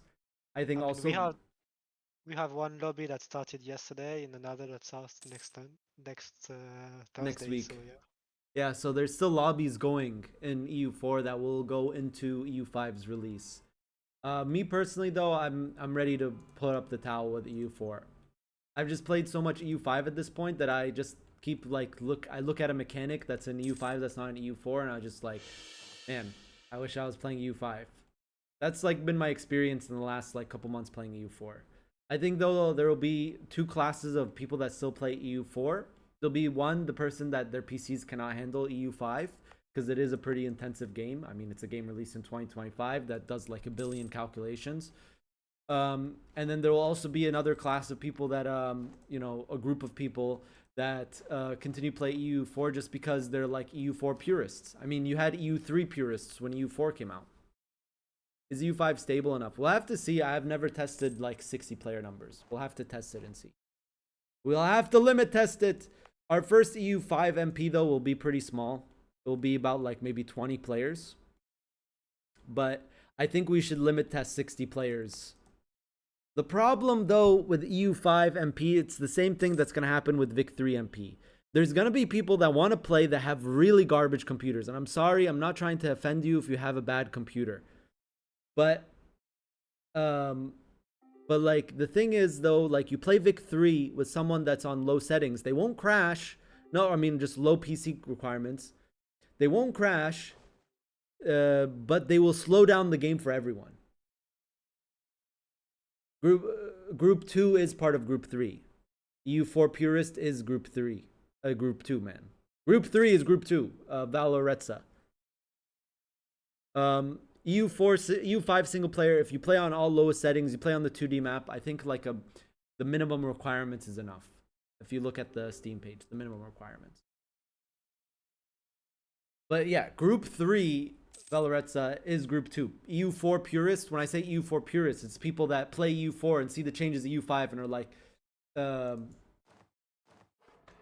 guess you're right, but that's what I meant. I guess I'm just, my terminology is not correct. But yes, when I meant EU4 purists, I just mean people that look at EU5 and say like, I don't like these changes, I'm just not going to play EU5. I'm going to just keep playing EU4. Because that was what we were just saying, is that there's going to be like 2 groups of people that are going to keep playing EU4 after EU5. But yes, I guess purist is an extreme word. But what I meant to say is people that are just not going to like the changes of EU5 and are just going to prefer EU4 for their map painting. Who owns Corfu? It's owned by JPEG Mafia Club, the old Denmark player with the rating that is dead. I wish we saw this nation do better. It's the nation with the 25 infantry combat ability and the insane rating, but he ended up dying. So, and now Scandinavia is part British. I mean, almost fully British. France owns Jutland. Is it Jutland? Jutland? Jutland? I think it's Jutland. Jutland, I think. I think it's Jutland. Oh, we see players in war. Yeah, the police. The police! Is going to arrest some Russians. Oh my god, the police! The police are arresting. They're past all the fort lines. They're all the way in Moscow. Yeah. They're all the way in Moscow. And you With might be this thinking, logic. how is France all the way in Moscow? Well, this is the player with ignore zone of control. The police are here and they're in Moscow. Now they're going to chase them. They got to chase them. Yeah. Supply lines, what are those? That's what the France player is saying. So far in. And what's funny, he's not even getting that much attrition. 3% attrition being this deep in Russia in December. Where's the Russian winter? He's looking for the Russian stack. He's not gonna find it. They maneuvered. They outmaneuvered. We out, he says. We out. No, that's Russia saying that. We out. He's talking to the French player that's looking for him. Imagine with this build, you just get 200k and you carpet siege everything. Yeah, they're gonna be able to stop most of the stack, but like some of them are gonna be able to Yeah, siege the provinces, and that's gonna lower the loan cap super. true. And if you do that late in the war and the guy has debt, you can make him insta bankrupt this way. Yeah, true. You'll lose your men, but you know, they'll get stack wiped, so you'll get half of it back. You'll lose 200k troops, but you will gain 100k manpower.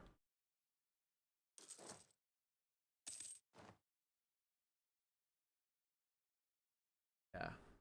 I think the week after release, we will limit test EU5 MP and get like as many players as possible in a lobby and see what happens. It'll probably end disastrously, but let's just limit test. But like I said, it's going to be like Vic3 MP or CK3 MP, where you'll have someone with a low-end PC that will be in the game. They're not going to cause it to crash. They're not going to desync, but they're just going to make the game run slower for everyone. I think that's going to happen in EU5 MP. Which is why, you know, with Vic3 MP, we always tell people to play on certain settings. I think the same thing will happen in EU5 MP. We'll be like, okay, if you want to play, we need you to cap your FPS. We need you to play with VSync off, and we need you to play with the 2D map and not the 3D map. And everyone needs to play with those options. Same way in Vic3 MP, you tell everyone to cap your FPS to 30 and turn VSync off. That tends to make games run a lot smoother.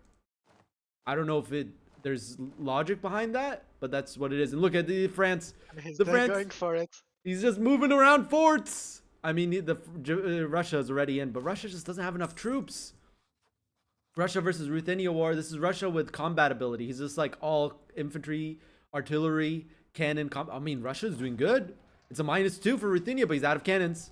Cannon's missing. Cannon's going to the front line, but Cannon's going on the front line for the other side, and Russia ends up losing. But you know, it's an infantry combat ability. He's got the Russian Tsardom. He did start with Russian Empire, but in order for him to get Russian Empire, he needs to complete the Westernization. Decision he has to take. Proclaim the modernization. Sorry, proclaim the Emperor title, which he's not doing any modernization. Holy, his modernization so bad, and it's because he has too many estate privileges. Oh, he went court ideas. I don't think the court ideas is the play on Russia. I'll be honest. I mean, he would need to remove all his privileges to gain modernization. Like all? Of All? them. Yeah, because he's. He needs a good ruler too. He has a 444. Okay. Yeah, he will need to remove what? The base minus 0.3, is that vanilla? I don't think so. Is it? That's really high base. I don't know. Yeah. I don't know. He needs to remove all of his estate privileges and then he can add them back later. I mean, the plus side on court is you can take the thing that lets you remove estate privileges, right? Yeah. I think it's this one. Is it superiority of the state? No. I think it's removed. Isn't They're it? removed. There's supposed to be with core ideas you're able to remove estate privileges without them having loyalty. I could be I wrong. think it was removed a while ago because people were able to exploit it very hard. In vanilla or in the mod? The mod. I mean, I think. Yeah, I'm gonna say it. The mod thing. The mod thing.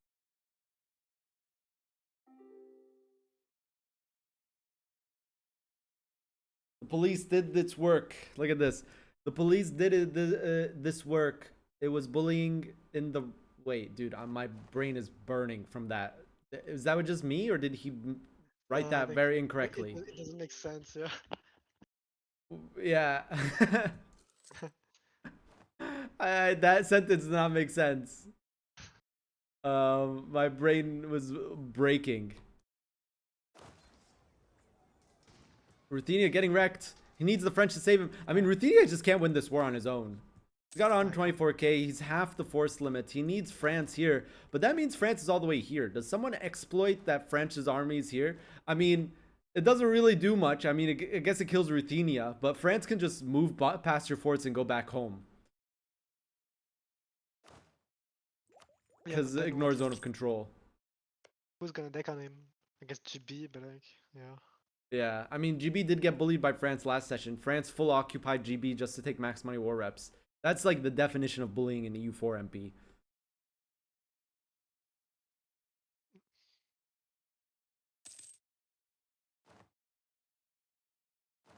I think this is the only war going on right now. That's the only war going on. Okay, I saw a good move that I've been telling people when I played in the region to do it, but I'm surprised more people don't do it. If you would look at Mexico for me, please. Mexico. I already told you to chat, but this way they can see it. Yeah. Look at Mexico. Yeah. You can see the province of Sotuta. It has one of the best monuments in the game. Oh And yeah, if we you were did a bit this. tricky- Yep, we did this. Yeah, okay, I A bit see it. tricky. You can like Portugal takes the region, and you give it to Spain, which is what they did here. And this way, Spain doesn't form a colonial nation, and he gets the bonuses for himself. Yeah, all he has to do is use one of his culture slots for Yucatec. Yep. So if he gets Yucatec accepted, which all he needs is to make this 20 dev, then, you know, he needs a Diplo slot. I mean, culture slot. I mean, he should have a culture slot. He's right now accepting Algerian and Berber, so he doesn't have a Diplo culture slot, but he's about to get one. On Tech 14, he gets +1, so he can just dev this 3 more times. It's a bit expensive to dev, but that's fine. Dev it to 20, and then you get Chichen Itza. Not really sure how a pyramid makes your entire nation recover 20% more manpower. Even especially when your nation's all the way in Spain, but you know, that's just EU4 logic. The same way I'm not sure how 3 pyramids reduce your advisor and idea cost. I guess aliens? You can award them a free and they're there for that's a conversation, you know. Yeah, your advisor cost is cheaper if you get the pyramids because they can have a free vacation to the very beautiful and maintained pyramids, and then they get ideas there. I guess that can make a little bit of sense. Like Al Azhar University makes so much sense. It's a university, 5 idea costs and institution spread. That makes a lot of sense. It's like the biggest university in Egypt. It's a very big religious institution. But then you see like monuments like Chichen Itza. It's like, yeah, I'm Spain and I own a pyramid. Suddenly all my men all over the world are recovering faster into my manpower pool. I mean, you can look the worst. That's you can also look at Malta. Like you build forts, and then you can take more provinces from other religions. Yeah, well, it's just like it's Okay. such a big fort. Okay, like Yeah. here's the logic behind this monument. It's such a like a big fort that, you know, other religions just are like, oh my god, they can just take more land from us. They have a huge fort on an island. And like you build like a cemetery in Okay. Turkey, in Mentis, the a mausoleum, and then suddenly your king lives longer. Yeah, yeah. Yeah. Well, or how about you build Petra and suddenly your envoys travel faster? They just want to get back home fast as possible. It's like, dude, we got Petra and it's super beautiful. I can go. I want to go home now. And people just go, oh yeah, Petra, I got you. You'll be there as soon as possible. You know, Yeah. like, okay, one that makes sense is the one in the Caribbean, right? That's one that makes sense. The privateers. Well, Tortuga Island, not really, but I guess sure, yeah, more privateers because you have a big pirate haven. But I was thinking of where's the other one that gives force limit to both? Yeah, this one. It's a big naval base. It's a big naval base, so it gives you and your overlord more force limit. Makes sense, I think. Maybe 30% is a bit heavy, but I think it personally, I think it makes sense. Yeah, and on the other side you have Cartagena in Colombia, which you build this fort, and then suddenly your ships that are protecting trade in the floating Baltics or in St. Petersburg are more powerful. And you also get more prestige. You know, you could be owning this tile right here, and suddenly, you know, you win a battle in the China Sea, and they're just like, oh, we're just more prestigious because we have this fort system. Uh, Marshall Or you're Islands. part of Stonehenge in the UK, and suddenly the people are in China are less mad because the religion is more accepted. I don't even know what Namadal is. I'm sorry if that offends someone, but I have no idea what this even is. The one in Truk, which is like the Micronesia. I don't even know what this is, but if you upgrade it, your colonists all the way in the New World just go to Brazil faster. By the way, United States and Brazil is so funny, dude. Yeah. This is a player, Kakos. He was Morocco, but he migrated and he did the thing to form Brazil and integrate his Brazil colony. When you colonize the New World, if you form a New World nation, you auto integrate all of your colonies. What he did here. He should be a very strong nation, but he's all right. I mean, he'll scale very hard. He doesn't get that much land though. He's got to kill Tapuya. I mean, he can do it. What's stopping him right now? Tapuya is not like Aztecs that get 200k units. They're still like a roadblock, but they're not as big as Aztecs. But like, what's stopping him? Go do it. Last time he fought them big session, and he had French troops fighting for him. We gotta pass the land. My game is bug. Okay, so we need to rehost. You can't dev? Are you capping points? Okay, we need to rehost. I'll tell host. I'm gonna be happy it's an excuse to leave the game.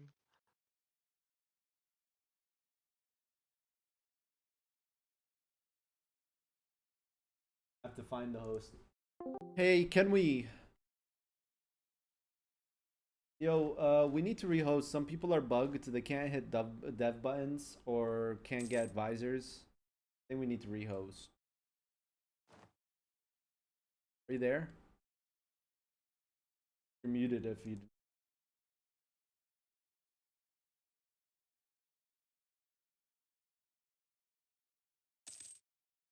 Can we? And another player is desynced. All right.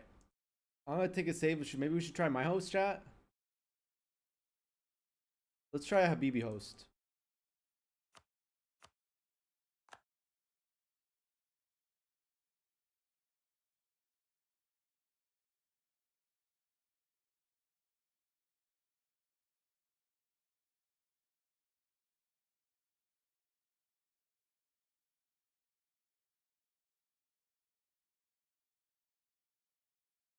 I mean, there's 3 players desynced. One guy can't do anything.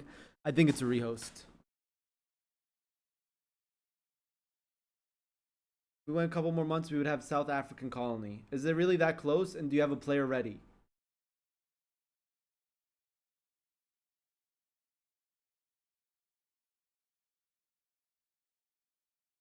Surely.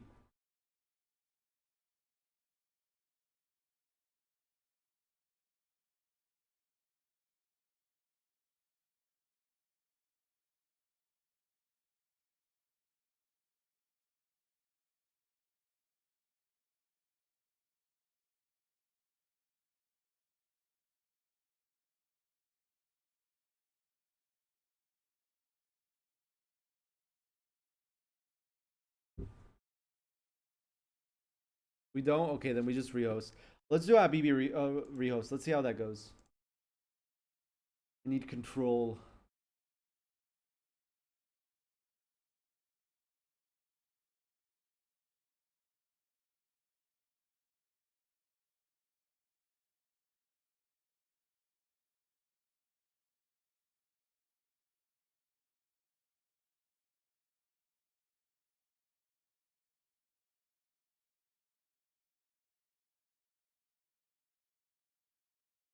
Yo, Habibi, can someone else host? My country's Yeah. kind of dead. Yeah. Oh, we were just talking about that. I got you. Do you guys need a sub for anything? South France. Actually, I'm pretty hungover. I actually can't. Well, I hope you feel better soon, dude. Thank you. Ugh, I've been feeling like shit all day, but yeah. GG. Maybe I should GG. convert to Islam so I don't have to drink. It's a good excuse not to drink. I mean, you can just drink without converting to Islam. No, it's not enough. Not enough guilt in the world to make me not drink. At I this mean, age. the way you're feeling right now, huh? No. This will not be enough. Okay. I'll forget about how bad I'm feeling now by tomorrow. Okay. Ugh, desperation. Oh well, I'll see you later. Ciao, baby. See ya. Thank you for hosting. Yeah, I accidentally hit the wrong button. I hit the wrong save. Oh, chat, I forgot the creatine load. Should I try dry scooping it? I saw my older brother do that. I forgot the creatine load today, chat. I'm really scared to do this. Just dry scooping it. Can I, like, choke on this or something? If I die from creatine loading, I love you all.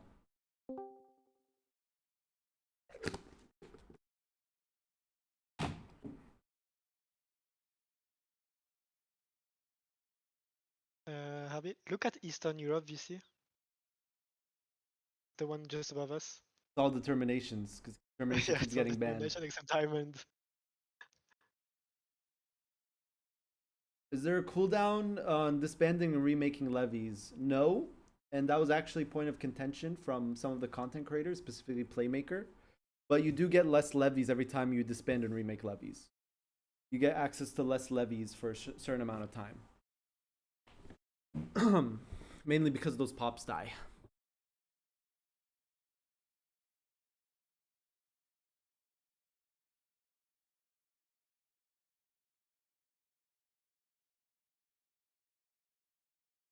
Do you think EU5 is harder?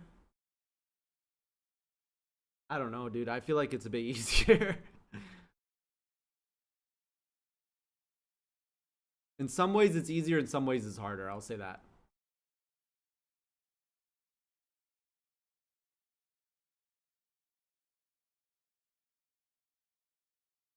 No, if you're death warring, you can disband and remake your levies over and over again.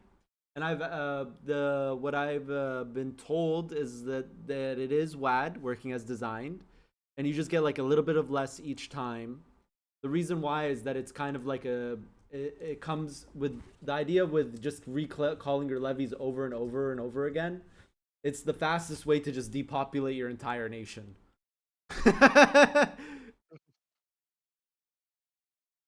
Are we gonna disembreak levies every battle? I mean, you could do that, yeah. But like I said, every time you call levies and disband them and recall them, you will get less. You'll get like a little bit less.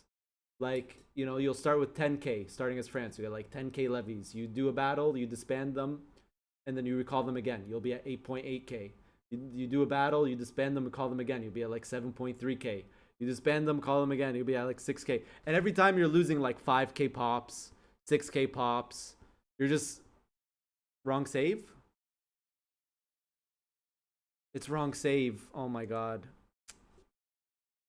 Do you have one, or do you want me to send it? No, no, no. I made the mistake again. It's because he's playing with a mod, dude. Oh, It yeah. took a save, no? Send me save, just in case.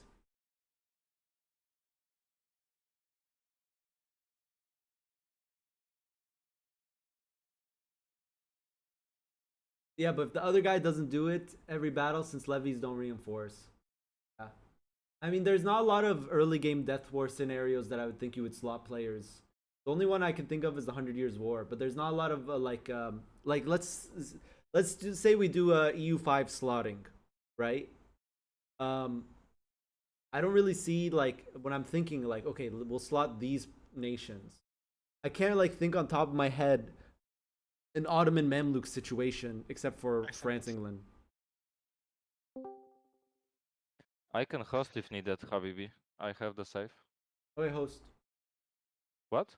Host. Yeah, you host. Okay. But I can't type on announcements. Okay, well Just send it, you're send now it to one of us, and we'll do it. Wait, you can't type in this channel? Yeah, just send it to me. No, I can't.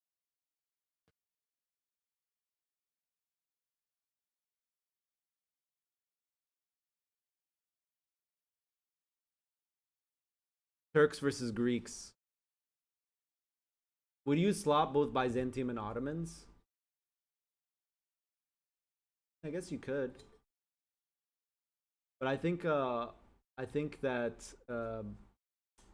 it's kind of cursed.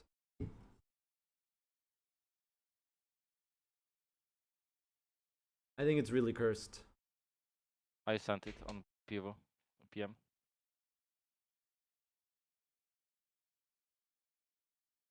I also removed Erling as mod. He was admin, but it's good. He was. On admin, yeah. He I has was no buying. mods. No mod powers. Poor determination was non-stop banned. Yeah.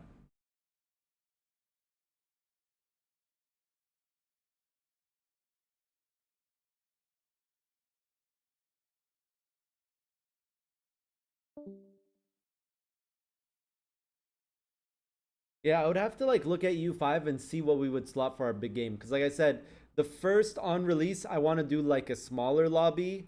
And then like a week after release, I want to try limit test. Let's try to get as many players as possible in the game and see what happens.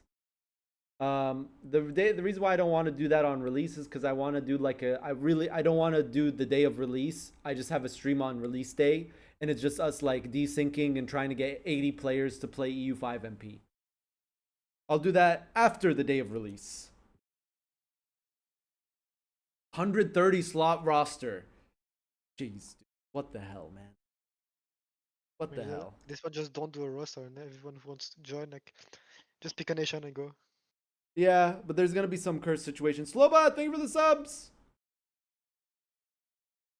What do you mean, like? Of 3 course, it does subs, happen. dude. Okay, so that video will come out. I'm gonna write that on the to-do list. Thank you for every nation I played. Fun tier list.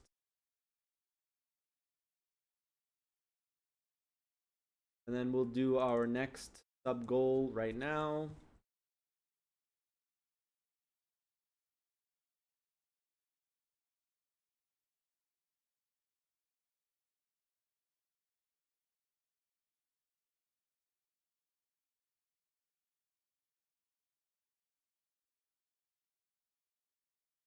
As countries spawn in EU5, will there be new slots created between the sessions? I mean, let's say you want to play as what's the bank? The Medici Bank. Medici Bank doesn't start in 1337, but spawns later. So the Florence player would spawn the Medici Bank, then play as Medici Bank, then boom, there's now a Florence that you can play as. Trebizond and Knights. Knights have some of the most powerful unique advances, military-wise. I don't know how they use them considering their position, but as a player, yeah, you could probably do a lot with Knights. I feel like Knights The knights have actually like a really good amount of flavor for release. I think it was because one of the developers just wanted knights to have flavor on release, so they spent a lot of their developer time working on the knights. But knights surprisingly have some of like some crazy advances and flavor on release.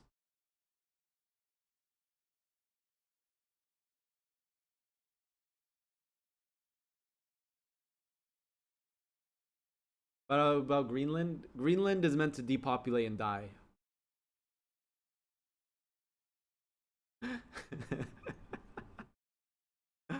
Can we look at the roster? What do you mean, like here or no, yeah? Share the. Well, there's a new diplomatic action that got added like a couple weeks ago that makes new Greenland meta. Okay, here's the new Greenland meta, chat.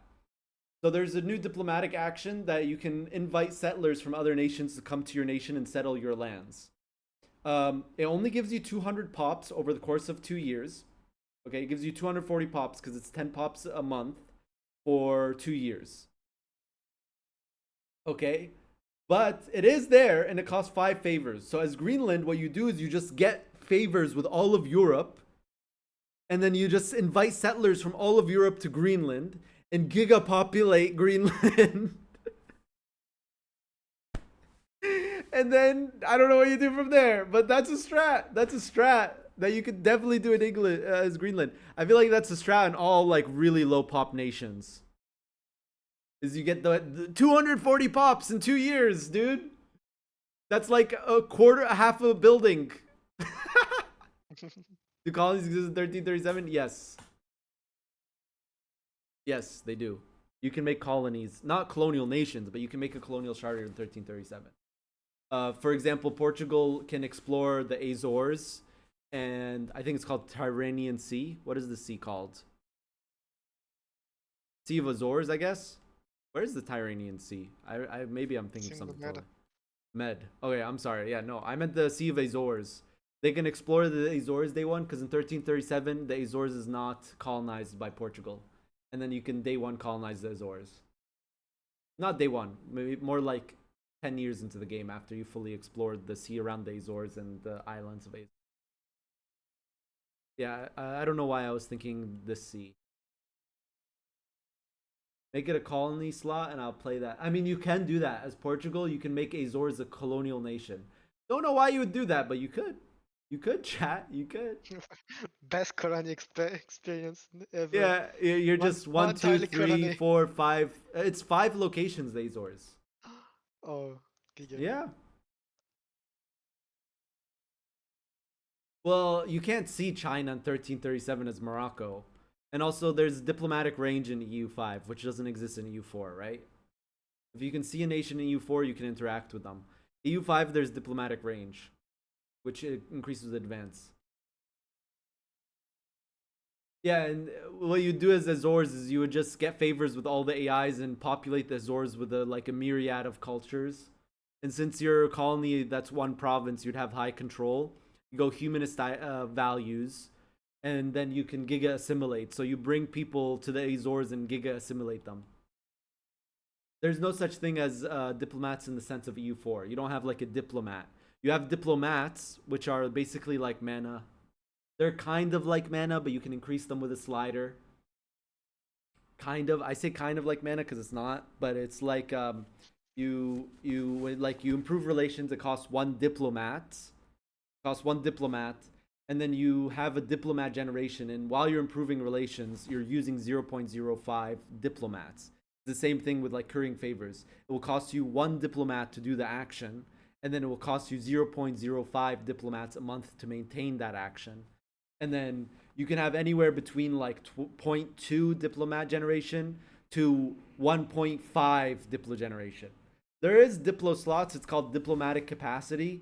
But it varies. If you watched my Russia game, it varies depending on what you're doing in those actions. Like, are you allied to a huge nation? It's going to take 2 diplomatic capacity.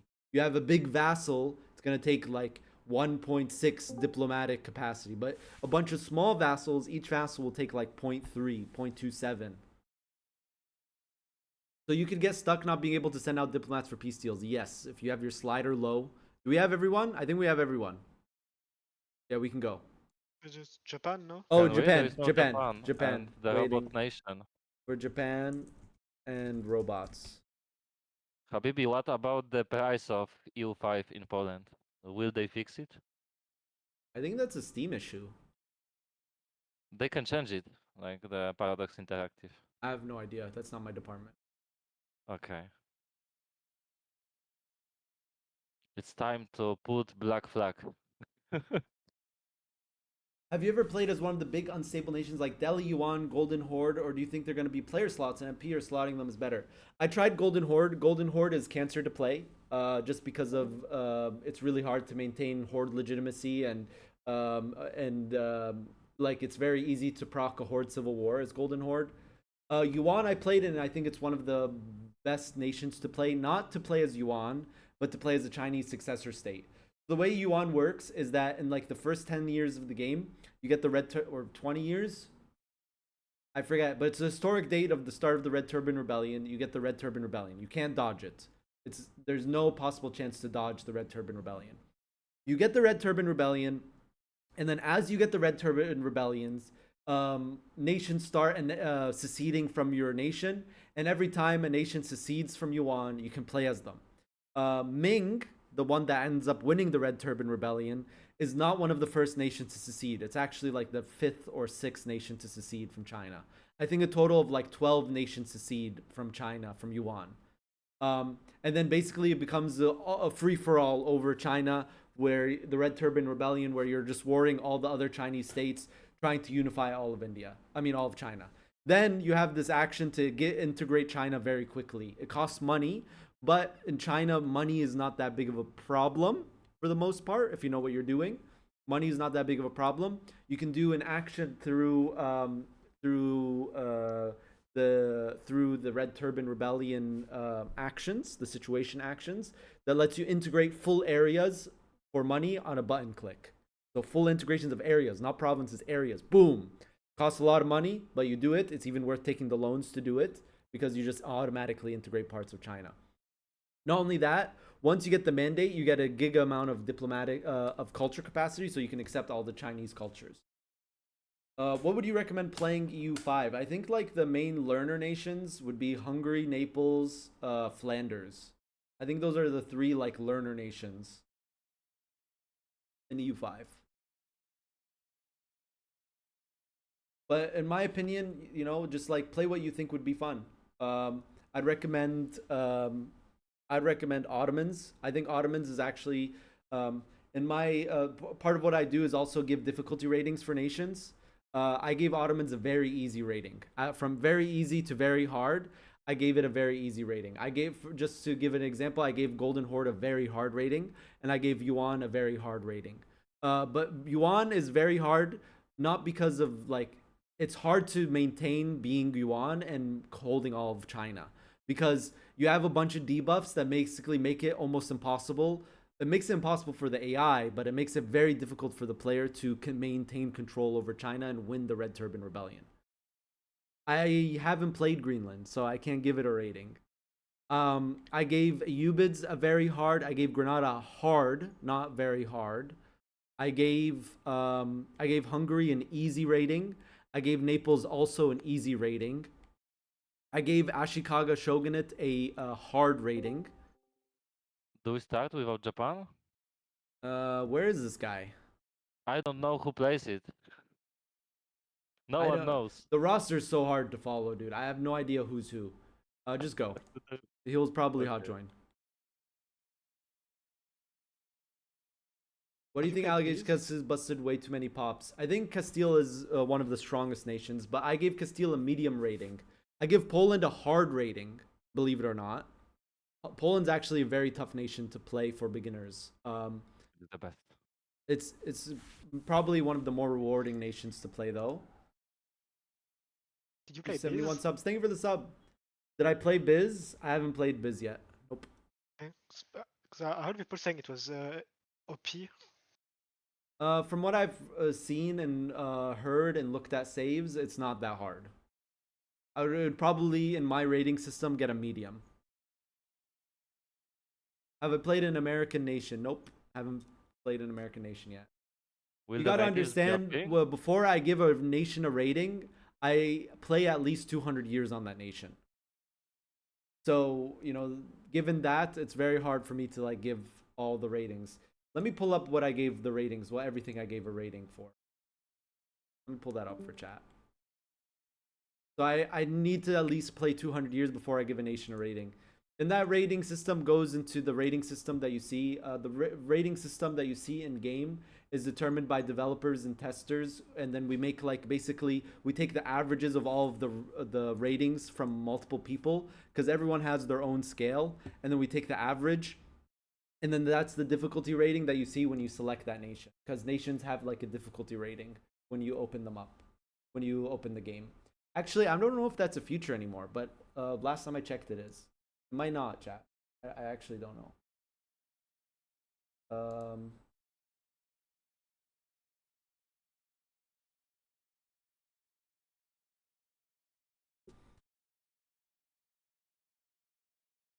So the Indonesia is building a big fleet. 100 heavies. Let's see. Difficulty ratings, Habibi, Yemen. Difficulty list. Okay, let's see. Look at Yemen.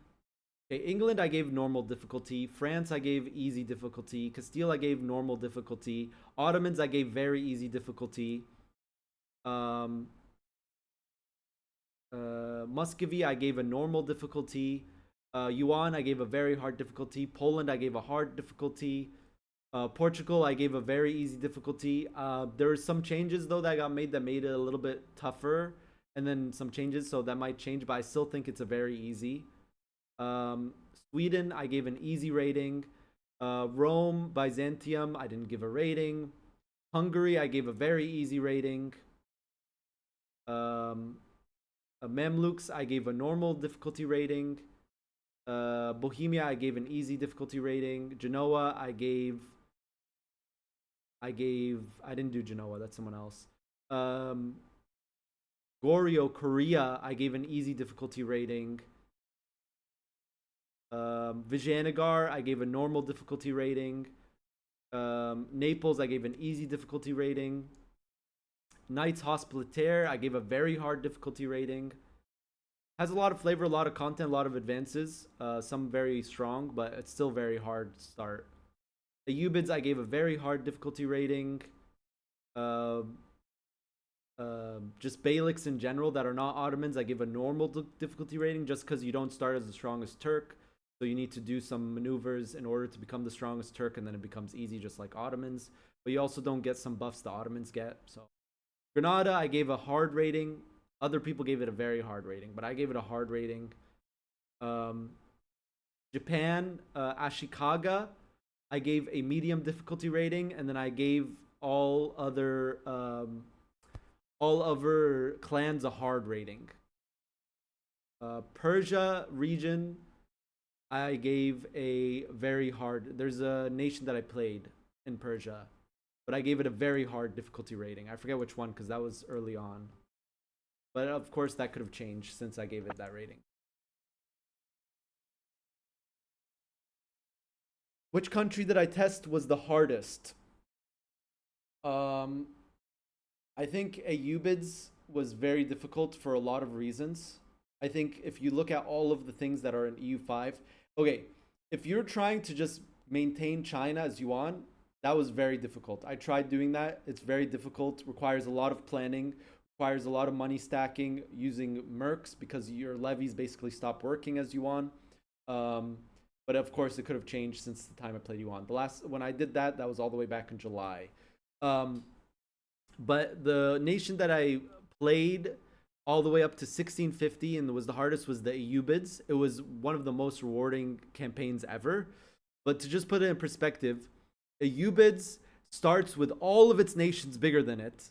Starts with like 38k pops. Starts with 2 locations. And both locations are in 2 different markets. Okay, just think about that. One of you have 2 locations. One location is in the Trebizond market. Your other location is in the Damascus market. So you're in two different markets. You have two locations in two separate markets.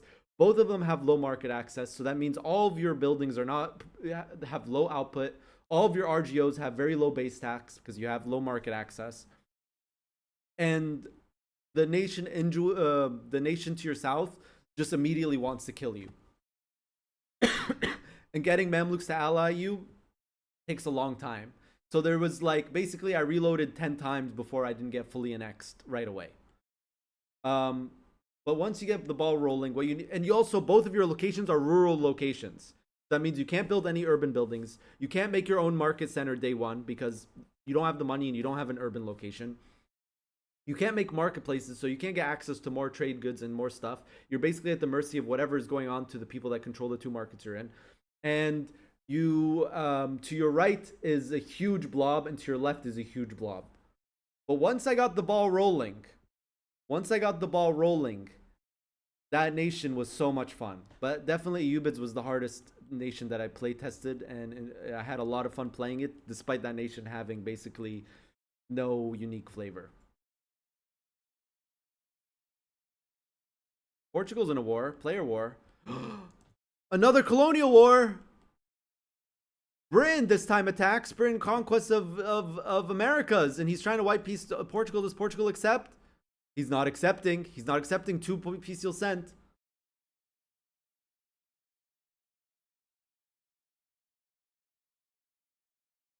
Sounds like an issue of the skill variety. I doubt he's gonna peace out. Although his colonies have no troops. Colonies, Portugal's colonies are giga greeting. I mean, that's kind of like the play when you're not contested, but he is being contested. Well, it's Spain being contested, but they're not ready for a war at all. None of them are ready for war. There's 2 players here, and both of them aren't ready for war. These guys are ready. Homeless Bun is ready. Bum, not Bun. Bergenson is ready. They're pushing. They're gonna push in the New World. And Svevlad is not ready at all. His troops are not even there.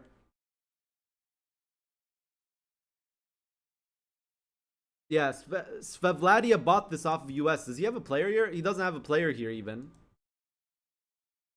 Yeah, Mask and Memes, you're not ready.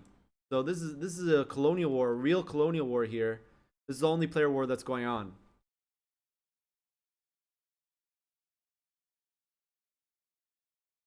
Basically, the strategy as a Ubids was gaining favors with Mamluks, and then basically using the favors for gift from Mamluks to like make your first urban location. Then improving relations with the Mamluks and praying RNG that you don't get decked on by that nation that wants to kill you day one before you can get a defensive pact with Mamluks. Then you have to join all of Mamluks' defensive wars, which can be annoying because Mamluks tends to get crusaded in the first age.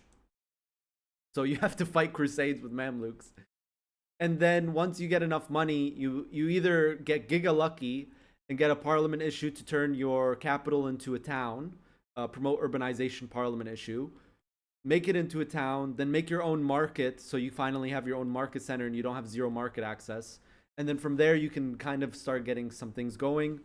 Then you need to look for a point in time when you can declare war on the other guy that's to your south. For me, that wasn't until I got professional armies, so I was a 2 location miner for like the first 80 years of the game. South America USA, yeah, Brazil USA. Is he still bugged? No, he's not bugged anymore. Okay, well, that's good for him.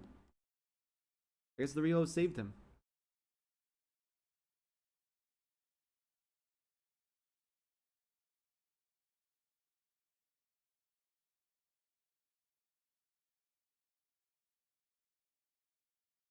Right now, I just finished a Vijayanagar run. I usually have multiple runs going at the same time. But I just finished a Vijayanagar into a Bharat run. Vijayanagar is a lot of fun in the U5. I enjoyed it a lot. A lot of flavor and some really nice unique bonuses. And then I was also doing a Shimazu run. Playtesting Japanese clans. Well, small nations just get murdered in MP. I mean, diplomacy. You gotta get diplomacy going your way. But that's also why I just like don't want to slot like big nations. Probably, I feel like big nations just don't get slotted in EU5 MP. Which nation would you play in the first EU5 MP? I'm thinking of Tunis into Carthage. I think that could be fun for the first EU5 MP. It's not like a big nation. It's not OP. Could be a lot of fun. I think maybe also maybe like Scotland. I don't know. Ottomans. Will MPs have the unrealistic formable option? I mean, you should just have all formable options turned on, in my opinion. I feel like the only reason why you wouldn't want the ahistorical formables is just like you're one of those people that really care about like immersion.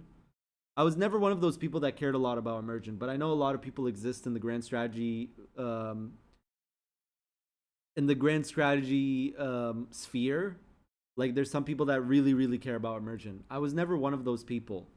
Like, I mean, my introduction before grand strategy, or what I played to get the same itch as grand strategy, was like civilization, which is there's not really a lot of immersion there.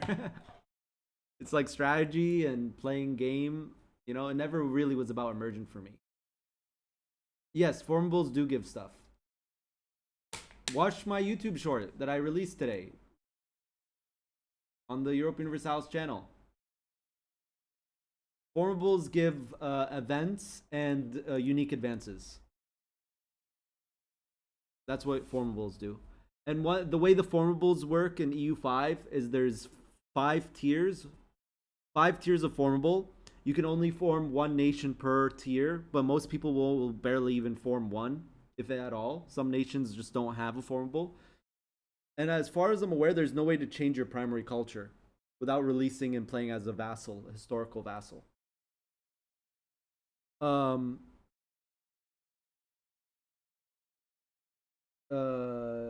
So yeah, like so like I don't know. I was just thinking about it. Yeah, but that also opens the option for like Carthage and Celtica.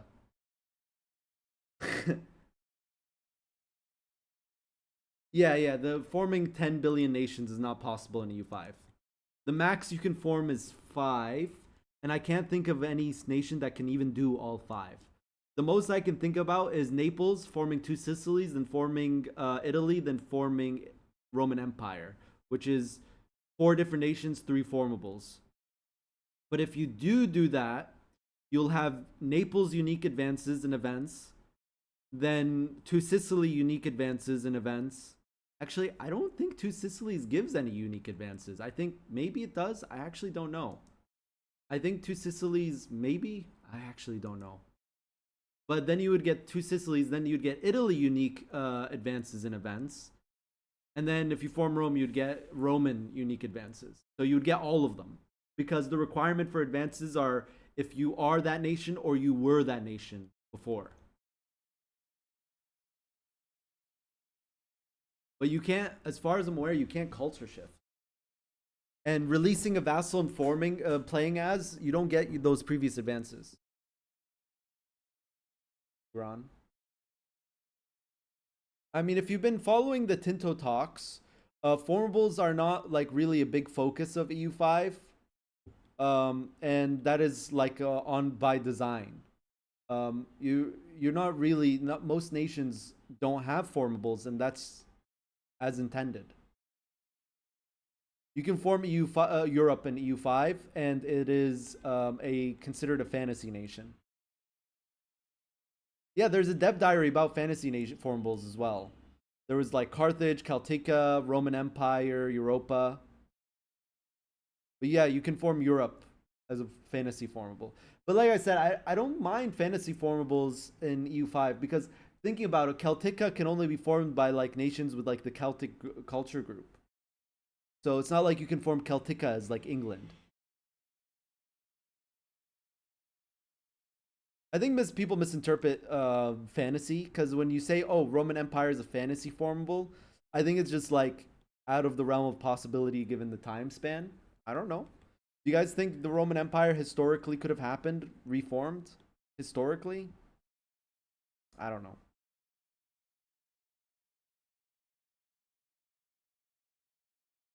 Yeah.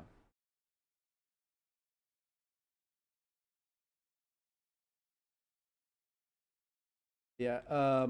I mean, this is really interesting to see here. Portugal is still in this war. Okay, and he's trying to win naval battles. He wins They're one naval fighting naval battle. battles. And Portugal's fighting naval battles, so he's locking them in Iberia, but he's not rushing the Portuguese colonies. That could be a mistake that bites him in the ass because guess what? Portuguese colonies. All right, I take it back. They're not doing anything. I was about to say Portuguese colonies preparing for war, expecting them to be building units. They're not. But it still could bite him in the ass. I mean, now would be the time. He's removing his units from the front line, and he's actually drilling. Yeah, he's got custom unit models. That's why they look like that. I don't know what England's doing, Navy honestly. cycle. He's there's Navy. Britain loses navally. Yeah. Britain loses navally. Britain has this island here. I just realized. That has the wooden wall here. Tenerife. Bruh. I'm not sure what England's doing. Oh, and the front is fighting Westphalia now. And oh, colonies! Giga! Look at that! You guys doubted the colonies. Prison number one is killing some boats and has actually gotten naval dominance in the New World. So Britain, unless they can break the naval blockade, or if the Iberians remove the naval blockade of Iberia, we're going to be seeing a lot of troops going to the New World, and I think that's going to be happening soon because Britain retreats once again. I mean, he's got a lot of heavies, chat. He's got a lot of heavies. Some galleys in there for some reason. You can't forget the British galleys.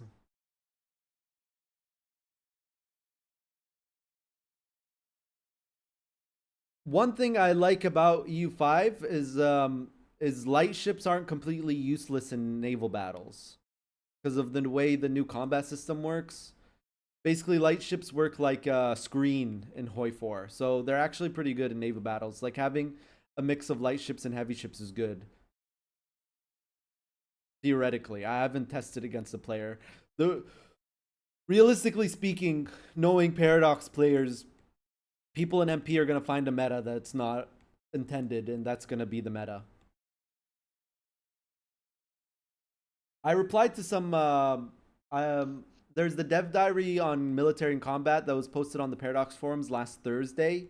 You can check that out. It doesn't go that deep into Navy, mostly because dev diaries aren't really meant to go as in deep depth as like Tinto talks. But in the thread, a lot of people were asking for more details, so I did respond, giving a lot more details. You can see me under the tag PDXHabi, giving a lot more details. I also gave an example of a naval battle.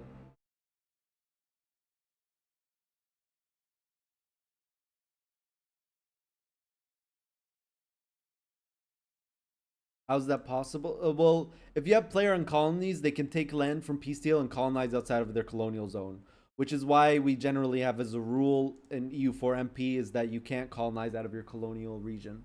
But you can do that in EU4 MP. If you're playing as a colony, let's say you're playing as Caribbean, you can colonize like 13 colonies land.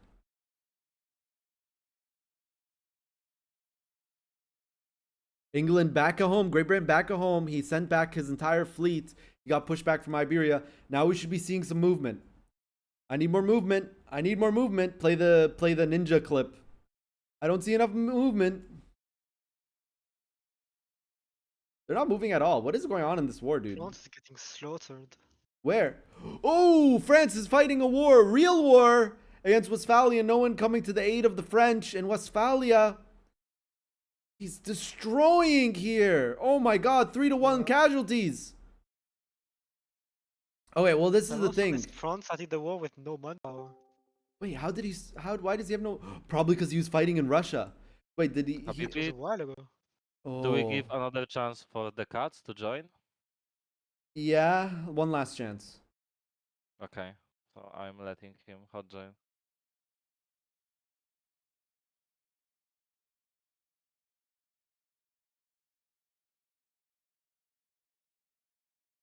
Oh my god. Okay, I'm canceling it.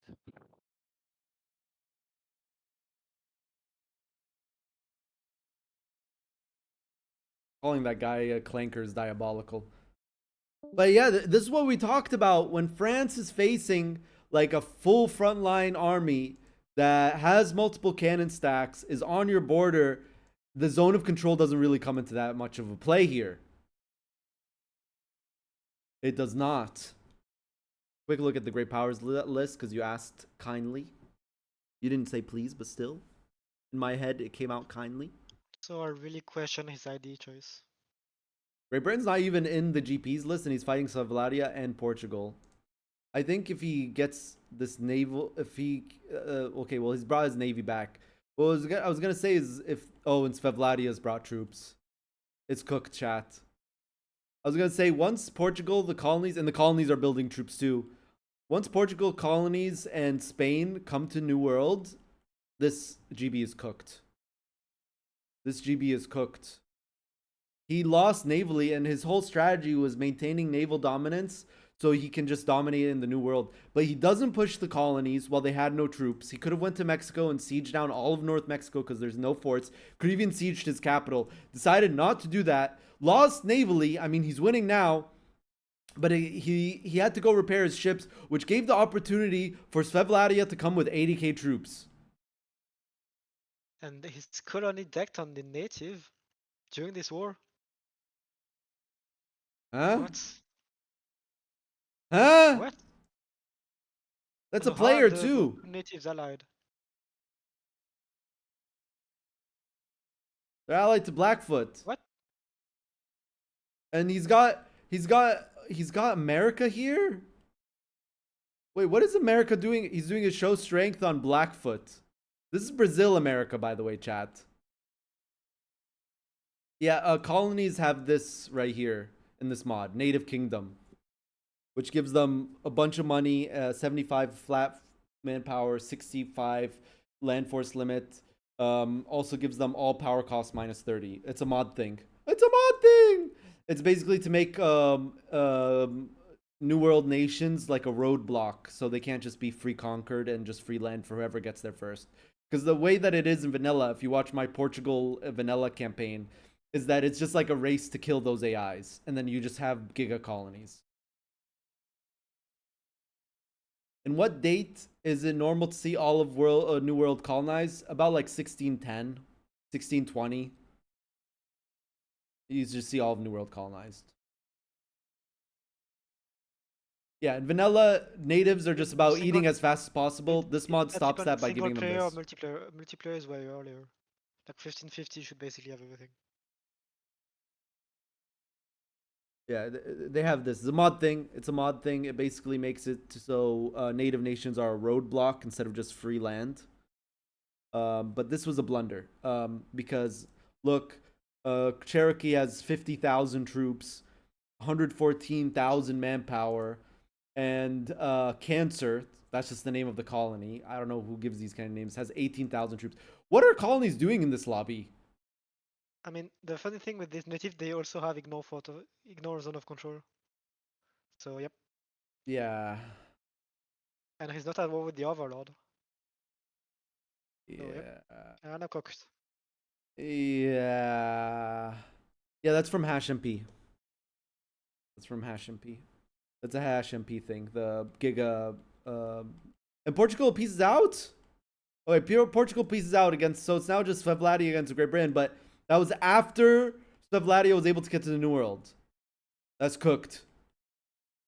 So before he could maintain naval dominance, stop the New World, stop Svevladia from coming to the New World, Portugal stayed in long enough to just give enough breathing room navally for Svevladia to come in to the New World with this many troops. Does Britain even win navally? Dude, I'll be feeling really... If I was Great Britain, Pop, right now, I'd just be so confused. You're fighting this war here against Svevladia, which you're now losing because you don't have the war goal anymore, because Portugal colonized it again. You're fighting over here and you're like, all right, colony, I need your troops and we can win this war. And then you zoom out. What the hell? And the worst part is his colony's not even building more troops. He just got stack wiped. His colony has 0 troops. And he can't do anything. Oh Why would you take no! The Giga Native just. This is a the troll, native could be an dude. OPM, he's still gonna have like 60k troops. This is such a big troll. This was such a huge troll, dude. Yeah, that was just a troll moment. This is a huge troll. His overlord losing against Fevladia, probably saying, all right, dude, build 40k troops and we got this war in the bag. Zooms out. And he has to peace out against Cherokee, losing land. And he gave land to Iroquois too. In the north. Yeah, what? Hey, at least he's got some revanchism. Dude, this is so cooked. What is homeless bum doing? It's not his fault, chat. He's homeless. He's playing from McDonald's Wi-Fi.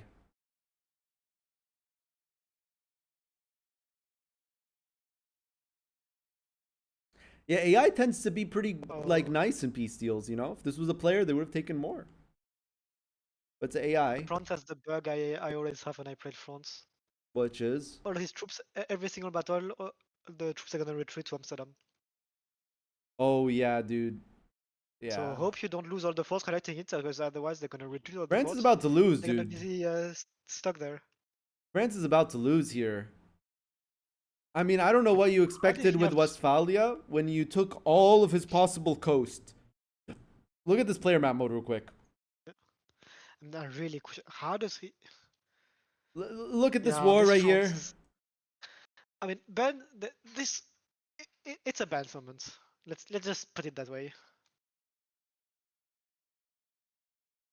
Like, okay, you're playing as this France. You have ignore zone of control. You're going around trolling players, having a good time, but you literally took this guy's entire coastline. You expect Westphalia to just be like, yeah, I don't mind being landlocked because of this France this whole time. And now he's getting crushed, and it's not just a small crush. He's getting absolutely devastated. That's more than 2-1, almost 3-1 casualties. And he ends up losing I this really war. question this build. Like, He loses. That's it. He accepted a Okay. peace deal. He just couldn't okay, take it he anymore. He just lost Bremen State. Okay, it's fine. He lost But one like, state. I what's mean, they're this high build? dev. Why would you? It's a cav build. Why would you go quantity? I mean, Quantity Cav. divine. He's doing a more artillery. He's doing Okay, more divine morale doesn't make build. sense. The divine doesn't make sense, but quantity makes sense. It has regiment cost. Yeah, but like what Has you need is maintenance. to Those are two very good things when you go all Cav. No. when you what you need first when you go quantity is when you do go cav is discipline. Like it's a cav build with 3% discipline. Interesting. I always thought with Cav builds you just want as much Cav cost reduction as possible. Yeah, but you need stats like he has quantity IDs and he has 100 less manpower than this Westphalia.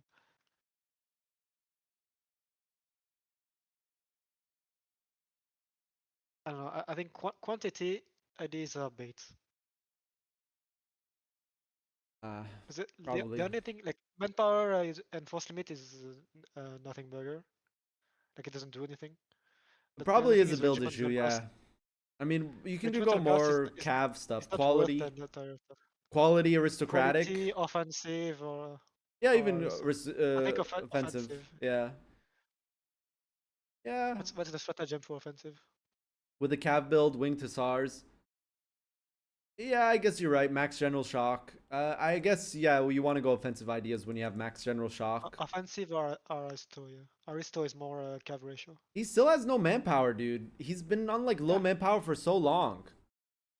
Like he's at minus 130k manpower now, even after getting that 20k. Meanwhile, in the New World, Britain's getting fully ran down. His colony has 0 troops still. Is his colony just like AFK? Oh wait, no, he has 30k now. No, Mercs? he died on AI. Yeah, but he's no longer in the AI war. He threw his mission into the ground. Yeah. So it's not AFK. Uh, It takes work. Chat, for to people do- saying that I called this guy a bum, his username is literally homeless bum. Okay? I don't think quantity is bad. I disagree there. How is I just with, think that this Westphalia's build is just really good. I just want to answer another thing. How is manpower nothing burger? It's an additive modifier. So this, the 35% manpower you get from this, is additional to everything else you're gonna get, and there is a lot of manpower modifiers. So this is less than 35, like 20% max. It's 20% about manpower is not worth 70k. this. It's about Doesn't do nothing. 70k manpower. That's how much he's Yeah. getting right now. 70k manpower from taking quantity ideas. So if he didn't That's have not worth quantity another ideas, if he didn't take quantity ideas, he'd be about 210k. I think it's fine. I think quantity is fine. I Yeah, disagree with it's Divine. not worth the ID group. Like I disagree with you. like, I have having more. respectfully. I respectfully, and now Ruthenia is getting ran down by Russia again. I mean, what? I don't think quantity is the reason he lost. I think him going to Ruthenia and using all his manpower pool fighting Russia for Yeah. Ruthenia that's basically dead, and then going divine ideas second is worse than him going quantity ideas. I'll be completely honest. I think that's much worse. And there's 1K. Yeah, Thank for you sure, for the sub. for sure. That's just. I mean, I think even if he we didn't can go debate quantity this for ages, 'cause ideas, even if he we've been didn't debating go this. for quantity ideas and he did what he did, he would have still lost. Yes, for sure. Yeah, I think maybe I think divine though probably not the play here. I'm not really getting divine ideas here. I'm not really sure why he's going divine, but he did it. But anyways, back to the new world. It's Britain was able to do a nice little cut. So he stopped the push, but now Svevladia is going in for his manpower. This is arriving 13th of June, 12th of June. Cannons on both sides. Actually, Svevladia lacking in cannons here. Svevladia actually retreats. He's doing fine on manpower though. He's at 253k, reinforcing 40k, so about 210. Great Britain at 130. But really, what's losing this war for Great Britain, and I really think he could have won this war, is that he lost navally. I don't think he expected Portugal to help Spain, which is always a mistake that many people do when fighting against Iberians in EU4. You should always assume that when you're fighting either Spain or Portugal, that one of them will join unless they're already occupied in another war. This is something you should always know. Oh, and Great Britain getting stack wiped. When playing EU4 MP and you fight against a Castile's, basically this is a Castile, Portugal, Spain, Portugal hug box. You should expect the other Iberian to join, and now the colony is getting stack wiped. You should always expect them to join if they're not already occupied in a war. Portugal's not fighting anyone. Why wouldn't he join? Right? I guess it's like, oh, honorable 1v1 for the colonies. Bro, they're Iberians. You think Iberians are honorable? You've seen me play Portugal a bunch of times, chat. Was I honorable there? Castile needs my help. I'm there, dude. Doesn't matter if it's honorable or not. Oh, cannons on the front line. But Vladia kind of messing up on the reinforcements here. I think you just retreat here as Great Britain, which is what he does, premature retreat, but that was good enough. Casualties looking much worse for Vladia.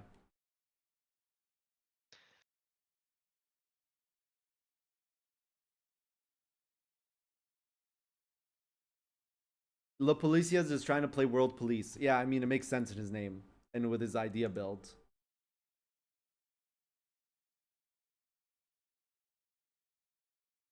Is there beef? No, they agreed to these borders. Spain is never going to form in this game. Because if Svevlad forms Spain, and he playtested this, if he clicks this button, he loses French absolutist monarchy, even though he shouldn't. I think the modder fixed that though, so I'm surprised he hasn't formed Spain actually. I think someone was saying that, but I have no idea if it's true. People keep saying it's fixed, and then other people test it and it's not fixed. So I don't know. Yeah, because he has the French absolutist monarchy, which is giving him musketeers. This oh, those are Svevlad's cannons. He almost got strength stack wiped there. One more tick, he would have got strength stack wiped. Svevladia running out of cannons, completely out of cannons here, coming in. Great Britain turning the tide of the war. Morale is kind of an issue here. No cannons in the back row. Really start building more cannons in the new world because it's gonna take ages for those to reinforce. Ooh! And Svevladia is getting wrecked in this battle. We're on Tech 13, chat. Cannons matter a lot now. Before you didn't have a cannon stack, it's like, yeah, it's bad, but it's not the end of the world. Now you need cannons, dude. And now Svevladia, he reinforced that battle so badly, he's now recovering his entire manpower pool. That's not even a joke, chat, or exaggeration. It's nearly his entire manpower pool. Great Britain's running after them. He's running after them, but I don't think he's going to catch. They're going into the uncolonized land 20. Once they're there, it's very slow movement. 25, they get away. They get away. Now Great Britain just needs to go capture the war goal. How's the war score on battles? +6 for Svevladia. So he gets the war goal. He can cook with something there, but still he needs to win some more battles because I don't think it will be enough with just occupation and war goal. I mean, even with a stab hit, it's a colonial CB, so you can get more land. Is it a colonial CB? Yes, it is. Nope. No? It's not. It's a conquest conquest. CB. And wait, why is he attritioning navally? Oh, no. He's attritioning navally. Why? Yeah, there's a building. Naval batteries. Naval battery built. Oh, I forgot. Here we go. Sorry, I've been playing the Vine Boom this entire time, but I just had it muted on stream.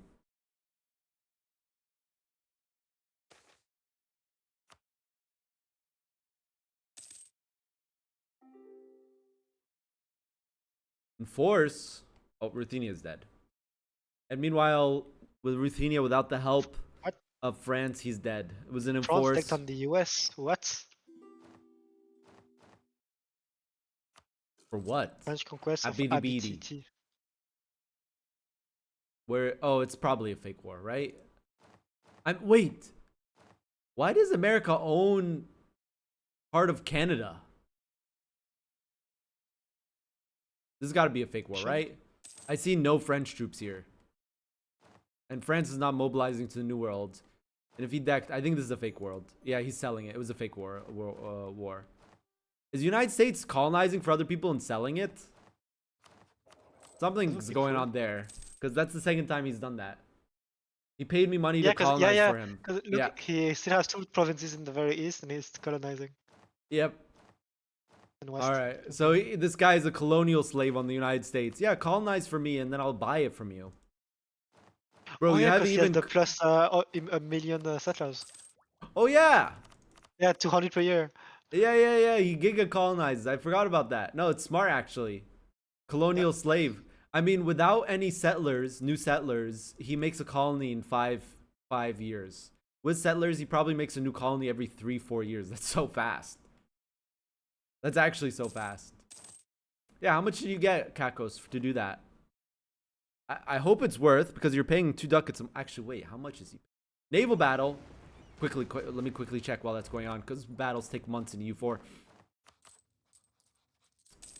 He pays very little for colony maintenance. It's 2. Remember in this mod, it's like double the cost for colonies. 50 subs. Oh, he's getting subs. Britain getting demolished in these battles, but he's winning the naval Yeah, he battle. got surrounded.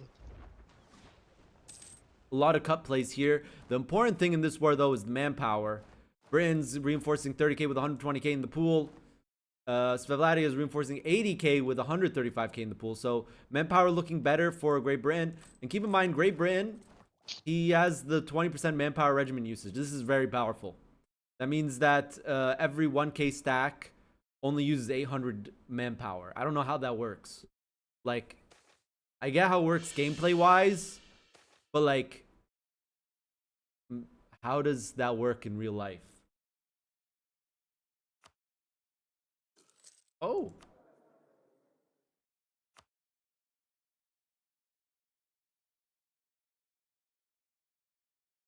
$50 subs to colonize is actually such a great deal, Kakos. That's how much United States is getting for colonizing Canada for France. He's getting 50k subs. That's a great deal. Great deal. But he's a little bit of a colonial slave, let's be real. Oh, you're spreading your religion? Apparently this is an OP religion, but I've never played with it. I don't know why it would be an OP religion. I guess it's like good. Strong, it's not OP. It's strong, okay. A lot of 3s here, chat. Do you believe in angel numbers, Napoleon? Angel numbers. Like when you see the same reoccurring numbers over and over again. It's Ah, like okay. some people think that it's like a sign. When you keep seeing the numbers, is the universe trying to tell you something? No, I'm a computer guy. I like powers of twos. Do you see a lot of powers of twos in your life? Yeah. What makes it a good religion? I have no idea. I've just heard from some people that it's a good religion. It's not OP, but it's a good religion. It's like the Congo religion, but a bit better, I guess. Not OP, like I don't see it OP. The battles. Okay, now that Svevladi has reinforced his cannons, he's doing really good. And this is a -2 for Great Britain. Oh my god. There's so many Svevladia units here. 40k to reinforce. Remember, he only has to spend 80% of the manpower to reinforce his stacks. But does it get made up in terms of manpower? I mean, Svevladi has double the manpower. It's not like he has -50% manpower usage. And who's doing more casualties? Okay, Britain's still doing more casualties, surprisingly. Svevladi is the nation with the infantry shock. You'd imagine that you'd be doing more damage, but he didn't go shock damage. He misplayed a lot and lost a lot of troops in some battles. Yeah, but that and also like I think that his is- idea build, I just don't get the divine quantity. Is that just meta on this in this? Divine is strong. It's really strong. You get a lot of manpower from it. How long would this lobby run? Do you mean That like counts. today or in general? I imagine it will go at least another 4 weeks, so another 4 parts. But in today we have like about an hour left, a little bit under an hour left. I'm gonna go to sleep at 12, chat. I got a long day tomorrow. And I have a long day after that too. I have to go to the embassy, the US embassy on Monday. Oh, game EU4 date? Probably like the first like decades of 1700. It's rare to see a EU4 game go past that. The problem is games get stale by that point. Usually there's people just are fighting the same people over and over again. Diplomacy gets stale. There's not enough player nations left. Some people become giga There's blobs. so many troops. It's really hard and annoying to make. Yeah. I feel like And the it gets laggy. perfect amount of troops to be managing in EU5 or EU4 is between like 300 and 400k. No, actually 300 to 600k. That's like the Yeah. perfect amount of troops to be managing. Anything less than that, you know, it's like, you know, you don't get as much interesting play as you do in that range. It's still good. Anything more than that is just annoying to deal with. Yeah. Oh boy, why do you go to the Past three embassy? cannons- That's nothing. yeah, It's no past big three deal. cannon stack, it gets annoying. Yeah. It's just baby passport stuff. It's nothing serious. I just have an appointment at 8:15. The USMC. I'm American citizen. I don't know why people think I'm not. I'm an American citizen. I wasn't deported from the USA.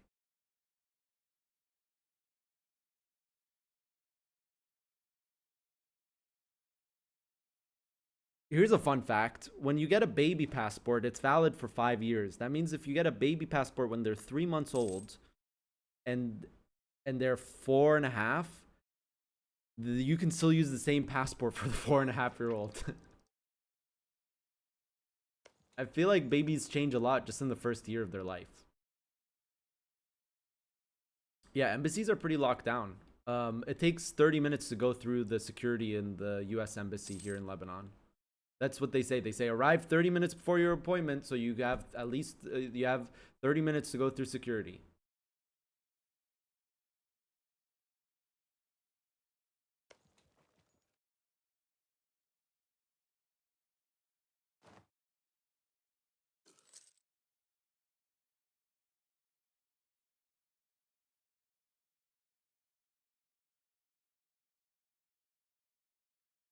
Oh, I forgot. I need to make a really important phone call.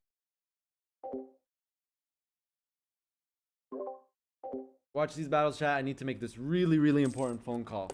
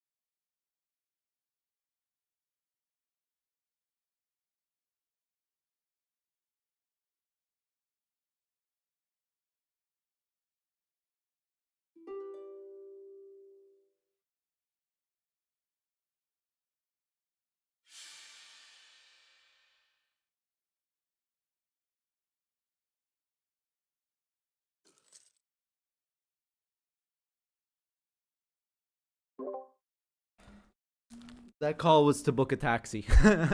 I don't want to drive. So I forgot I was supposed to do that today. But it was good. It's all good. Book the taxi. Still have taxi companies open at 10 p.m. Yeah, they're 24 hours. Ah, But okay. it's not to book a taxi tonight. It's to book a taxi on the Monday because I don't want to Yeah. drive to the embassy. Yeah, like and back. they're still answering the phone at 10 p.m. It's 24 I'm hours. surprised. There will be someone that answers at any time of the day. Taxis are really huge in Lebanon. People driving here is a very big pain in the ass. And yeah, it's a Saturday night, so like, you know, this is probably one of the nights they make the most money. If you think about it. Oh, Oh, stack Oh. wipe. you saw Brain that? getting pushed back. I saw that. That was like 100k, right? Yeah, that was it wasn't 100k. It was like 40k. Still a massive stack wipe. Quick manpower check.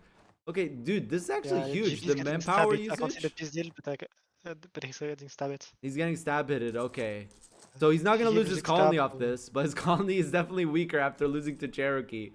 I mean, if you lose this war, you go immediately and just kill Cherokee for your colony, right? Get back his cores.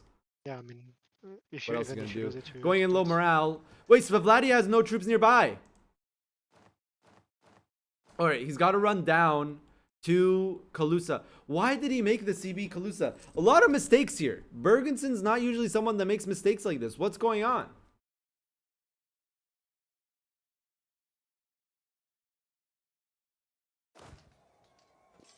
What is going on? I feel like we're just seeing a chain of mistakes from both sides. You know, Svevladia took some turns making mistakes in Great Britain after. And Great Britain decided to push here?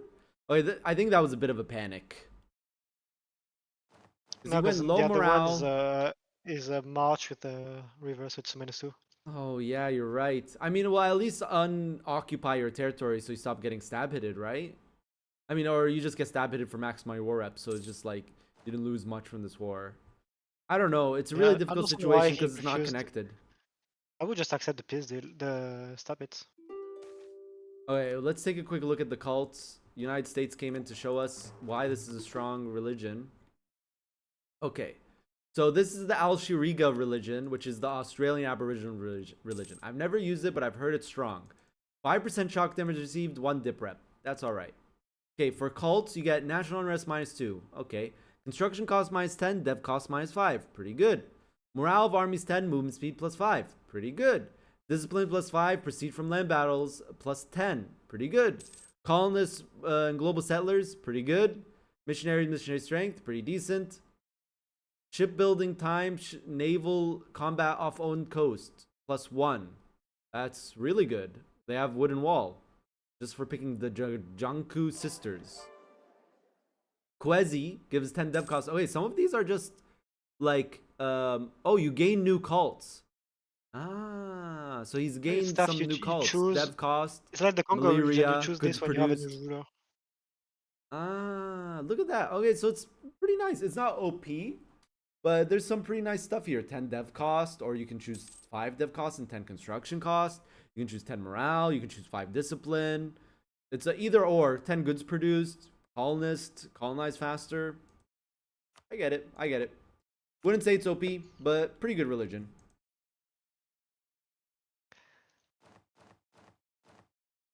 So Ethiopia is back at it against the Seljuks. Okay, so he's accepted the stab hit. Britain accepted the stab hit, losing basically Georgia, right? Is this yeah, this is Georgia. Losing part of Georgia to New Svevladia. But It's then not he Georgia, immediately it's goes America Georgia again _ area. Don't even know your states. Chad, someone ban this guy. But he's does exactly what we said, and he goes straight into the Giga natives. They're getting stack wiped again, chat. Iroquois don't have the Giga buff. The Huron do. No, they do. You just can't see them. I think. Iroquois do not. What, they swapped out? Huron do. which means this little Huron nation has 17k banked up and 48k. Again, it's a mod thing, chat, to make Okay, natives not just sort of that's easy free land. not normal. Make them a bit of a roadblock for colonists. Make colonizing a little bit slower in the MP mod. That's not normal. Iroquois should not have lost the government. I think so. He converted the religion. That's why. Okay. Oh, that's pretty So what I clever. think happened is, I think it's the Cherokee forced forced return course to Iroquois, and rebel pops or something, and forced religion. Oh, lag spike. Yep.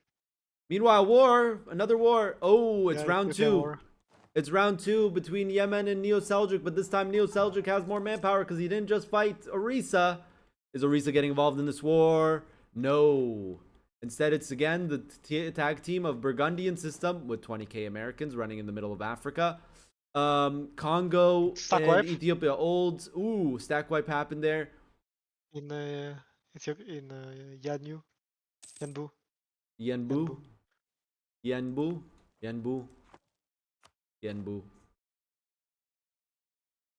But they're getting crushed by the Neo-Seljuks. This time, it's Zionese reconquest of Tabuk. If you're wondering why it's Zionese, it's because this guy is a funny guy and made his adjective Zionese. The Neo-Seljuks in Georgia. Georgia back again. Okay, guys, we're reaching 1600 and they've been allied since 1444. We're entering Yeah. egregious hug box territory. Georgia is chat. basically his Portugal. Yeah, we're entering egregious hug box territory. I mean, this is the time for Iran and Orisa to go. Time to break the box. Time to Ooh, break the 5C box. general.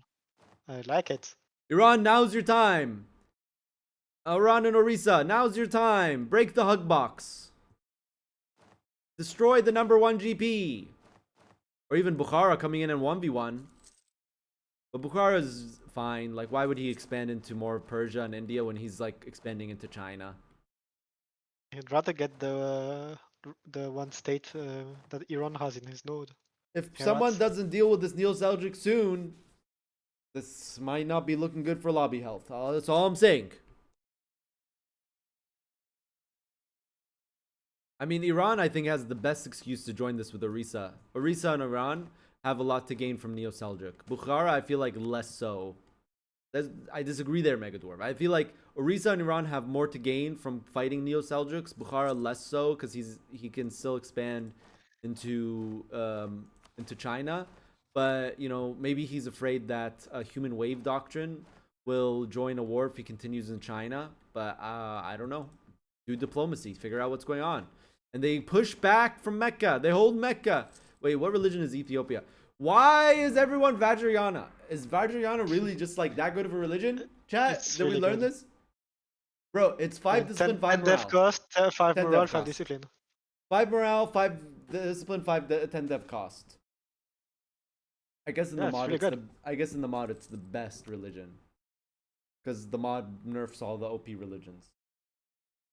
Well, I still think Anglican's better, but yeah. Why is Anglican buffed in this mod? That's the real question. Because it's pretty bad vanilla. I mean, nah. Dev morale, discipline. What more can you want? You guys are right. You guys are right. It's just Reformed like is, everyone went. is hard nerfed. That's sad. All right, chat. This is my first time dry scooping creatine. Let me try it real quick. I saw both my brothers doing this, and they were like, "It's not bad. It's not bad." So if I just choke right now on creatine powder, I love you guys. It was a good ride.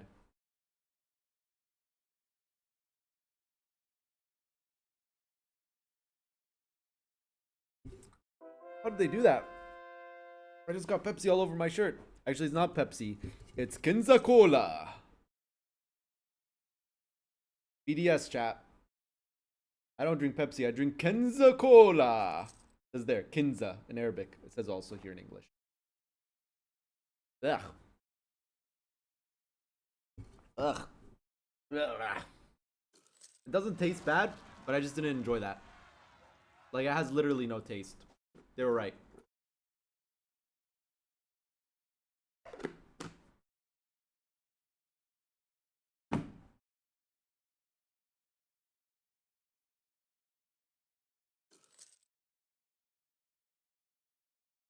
Anyways. Oh, they're turning the tide. Ethiopia's here, turning the tide. Oh, Is the Georgia even here? box. The box. Georgia's there. Georgia's there in Yes, full he is. force. Is Georgia going over force limit for his buddy again? He is. Why is Georgia's force limit so low? Is he integrating Ottomans? He still hasn't begun integrating Ottomans. Interesting. Why not?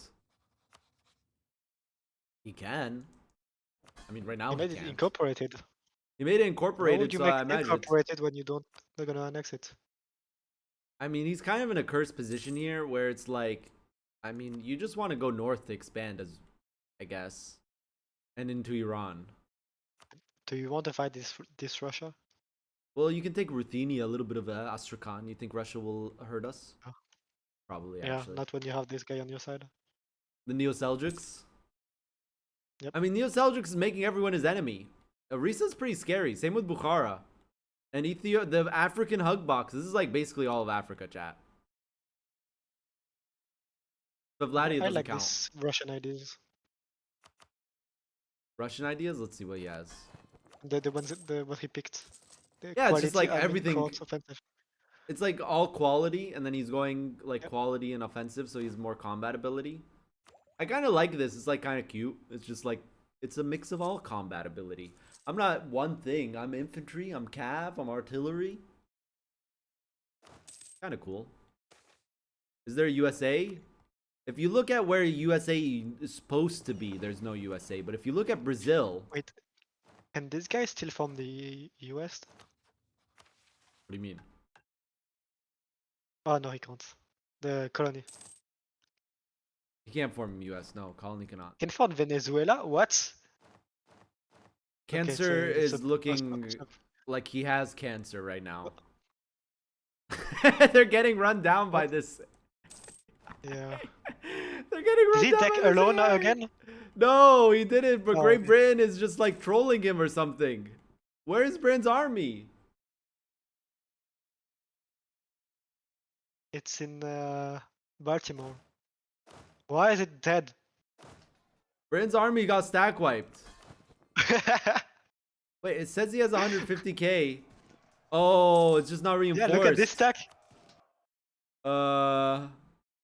Yeah, look at the one in doesn't works. Luckily, Oh this is my AI. god, look at the one in north of New York. Yeah, that's what I'm looking at. Look That's at why I'm the saying, army. 11k out of 80k. Yeah. Can you talk about the fact that this AI is doing more damage than Fevlad? yeah, this AI is apparently harder to fight than Svevladia. This Cherokee AI. It's no joke.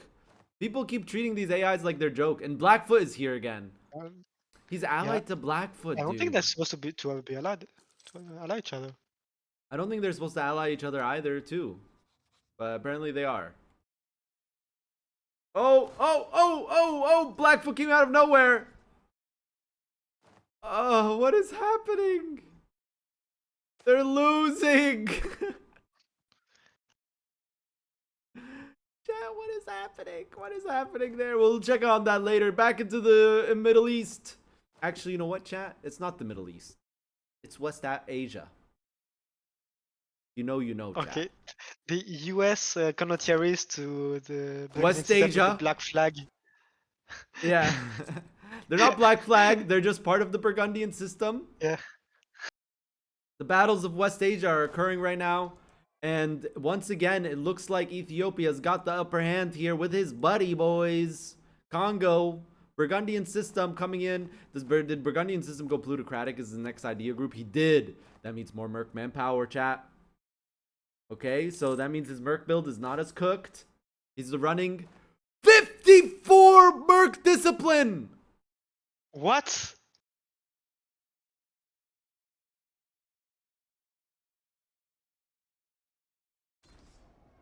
That's not a misread. He has 54 Merc discipline. I mean, these are a bunch of Kawa. There's no. That's insane. He must be doing insane casualties. I mean, they're losing more still. But 54 Merc discipline, chat. What? Was it just that army that I looked at? Look at this one. This is free routiers. He's got 5 from elite mercenaries government reform, 5 from plutocratic stratagem, okay, which is a mod thing. 5% mercenary discipline, just flat. 20 plus recruitment standards, which is his tradition. 2.5, or from his idea. 2.5 dynamic court. I think that's innovative ideas. 2.5 shrewd commerce practice. I think that's plutocratic ideas. Tradition of payments. No, that's plutocratic ideas. What is this? Oh, he's got 2.5 from the Armed Neutrality Act and the Education Act. And then the trade contour system is giving him manpower. That is insane. And then what's his flat discipline? 8. Okay, so his mercs have 62 discipline. 63 actually, close to. That seems broken. Thoughts, Napoleon? I don't want to fight this. It seems broken. It seems broken. The thing is, though, I was just thinking about this. Does mercs, if he fought with just a merc stack, will it have the military tactics adjusted? Because if not, the only thing that this does actually is do I don't more know how it's damage and applied. morale and take less morale damage. Because what makes discipline make you take less damage is military tactics that you get from having high discipline. You sure So, about that? Yeah, I'm sure about that. Okay. So It is just discipline as makes good. you do more damage and take less morale damage. Oh, But Italy's the in this war. defensive modifiers, Italy is in this war. It's a 3v3. What is Italy? Italy just keeps joining the randomest wars this entire campaign. But what makes you take less damage is having more military tactics from having higher discipline. Military tactics reduce the damage your units take in combat. The higher it is, the better. Discipline, on the other hand, you see it. This tactics, leadership, morale, equipment were all important battles. However, so too was the discipline of troops. Steady troops that could hold their formation despite the punishment. Damage done is multiplied by your discipline, and damage taken is reduced or increased depending on discipline. Okay. Maybe I got it wrong. But military tactics also reduces your damage and is increased by discipline. So I thought that damage done and morale damage taken are affected by discipline, but then it's military tactics that reduces the amount of damage you take. I could be wrong, chat. But The it's first kind of person funny. who said that. So, I don't know. It's kind of funny that military tactics has 2 lines of localization, and discipline is like a paragraph. I could be wrong. Pretty sure you're wrong. Okay, then I'm wrong. That's what I thought, is that the damage that they got separated when military tactics got introduced. They do both. Okay. Okay, so good news. The Cherokee took even more land from the GP colony. But wrong one. Watch Fevla just come in and take all of it now. And then you know what would be funny? Now Svevladia goes, "Oh wow, okay, Cherokee won another war," and then he attacks it and loses to Cherokee and Blackfoot. Yeah. That'd be the most hilarious thing. So Cancer looking like he's in stage 4 right now, if you know what I mean. If you know, you know, chat.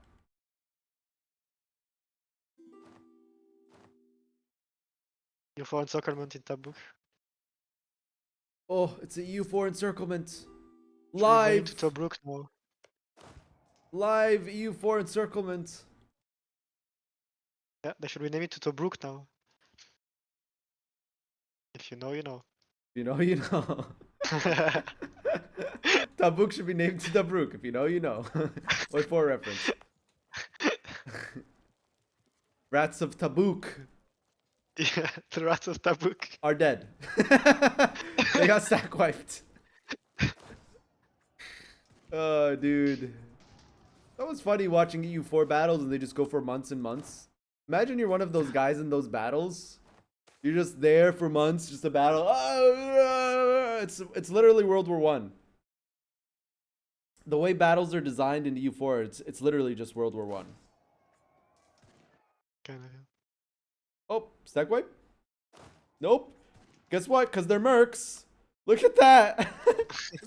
They're fighting on a -2 and they're fine. They hold long enough for troops to come.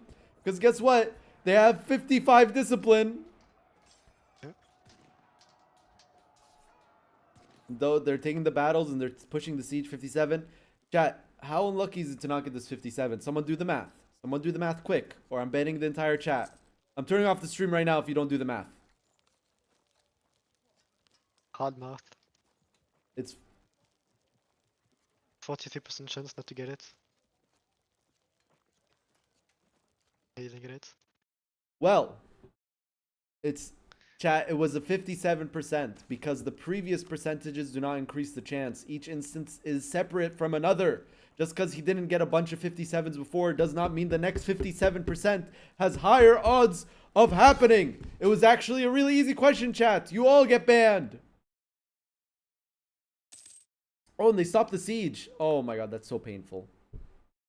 You should just leave 1k. Why Worst case, didn't you lo- just you leave lose 1k? Yeah, you're right. Well, it was at 71%. Then now the siege gets reset, and they didn't even matter. They won the battles. They won the battles without him moving the stack. Congo, Yeah. you griefer. They just. I mean, if they get man now, it's fine because the fort is encircled. What? the These forts guys are encircled unlucky anyway. with these sieges, dude. Yeah. And back into Oh, negative Orisa deck on 7%. the side. Oh, What? it's Look at that. happening. In the meantime. No, oh my god. the Neil world is Seljuk is getting burning.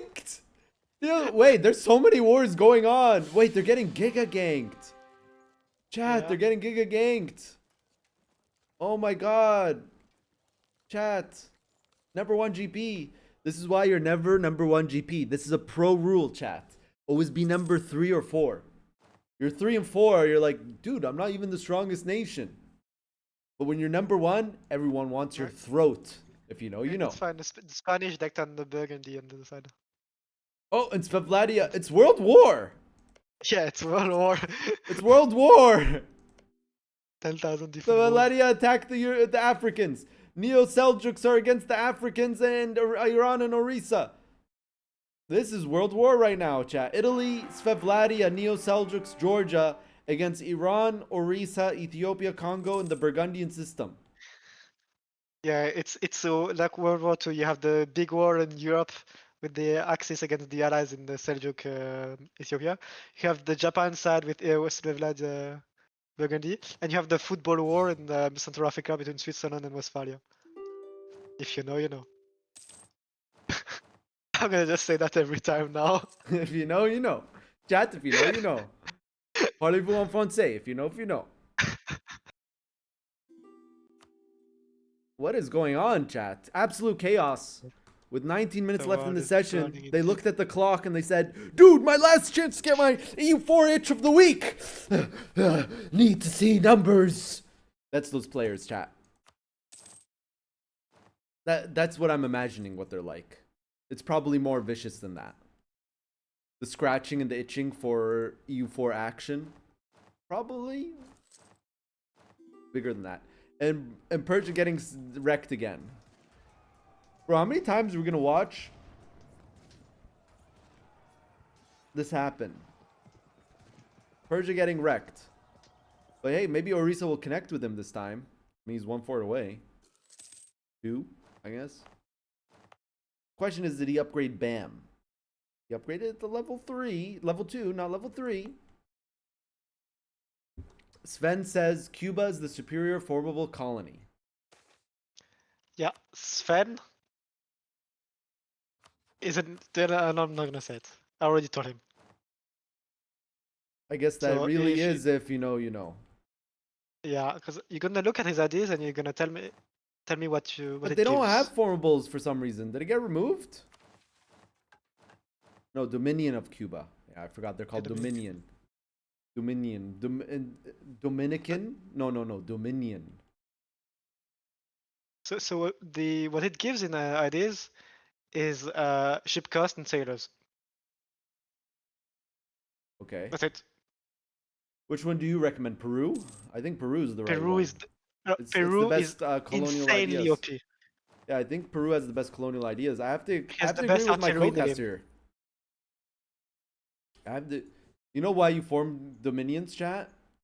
You form dominions so you can get this, chat. Look at this OP reform modifiers. Plus 10 dev cost, minus 10 morale of armies, minus 10 manpower recovery speed, minus 20 land force limit, minus 10 reinforced speed, plus 10 regiment cost, minus 3 merc manpower, minus 20. How many modifiers does the reform joking? have? It's You're joking, but insane. that's a buff.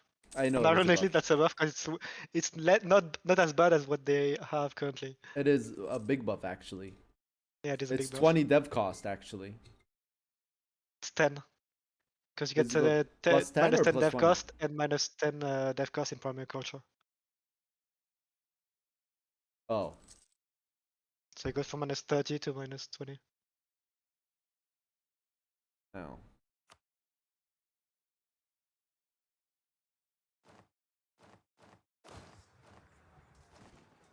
And now Orisa is in the battle with I think it's the same battle we were watching before, by the way. Baghdad. Yeah, it's Just been months. still going on. Yeah, this is a huge battle. But where's the Africans? Yeah, where are the Africans? The Africans had to move to Burgundy in front because he's so much full occupied because Portugal's involved in this war. It's literally a world war, That's chat. only that's only the Burgundy. It's The world other guys are war. not there. Asia's involved, Europe is involved, Africa's involved, South America's involved, North America's involved. Ethiopia is in Baghdad. Yeah, the Ethiopia and Congo are in Baghdad. I mean, were. There was 4 of them in this battle and they still lost. I mean, but look at where Congo and the Burgundian system are. The counter gank for the gank. I mean, Neo Seljuk's still health is not Congo looking was too in good. Baghdad. It's just Burgundy that's back. Congo is also back. Okay, yeah. The Burgundian Uh-huh. system, but without the Burgundian system, they don't have the plus 1 million discipline mercs. Look at that. They just never get stack wiped. That's basically what 160 discipline means. It's just, you'll just never get stack wiped. Oh, who's that? Hey guys, Diamond, what are you doing? imagine, but all the zealots died. All the zealots I died. hear my all the stream in the zealots background. Are you died. playing in this game? Yeah, Yeah, he's Ethiopia. check army size of Oh Ethiopia. my god! Stream cheating! Stream cheating! Oh, Yeah, okay. Look at his armies in this matter. oh, and they uncon. Yeah, oh! Well, And And he unconned! Oh my god, you're so lucky. no, he didn't uncon to them. He No, no, uncon Yeah, to no, Risa. uncon to him. Yeah, but still. That's not good. It's Yeah. not good. That is not good, chat. I mean, surely they will choose break, right? The Seljuks moving from Iran to Anatolia. It's historical. Right, chat? What happened to the Ethiopian army? He has 8 It got, guys. wiped because of the morale damage received. Oh, I told you it was a bad modifier this late into the game. Yeah, Morale damage received minus 30. it's like minus 85 by now, or something stupid. like that. So that means that YouTube just died in the battle. They never. Oh, never no wonder retreat. you're taking insane losses. Yeah, like 2 battles I was out of manpower.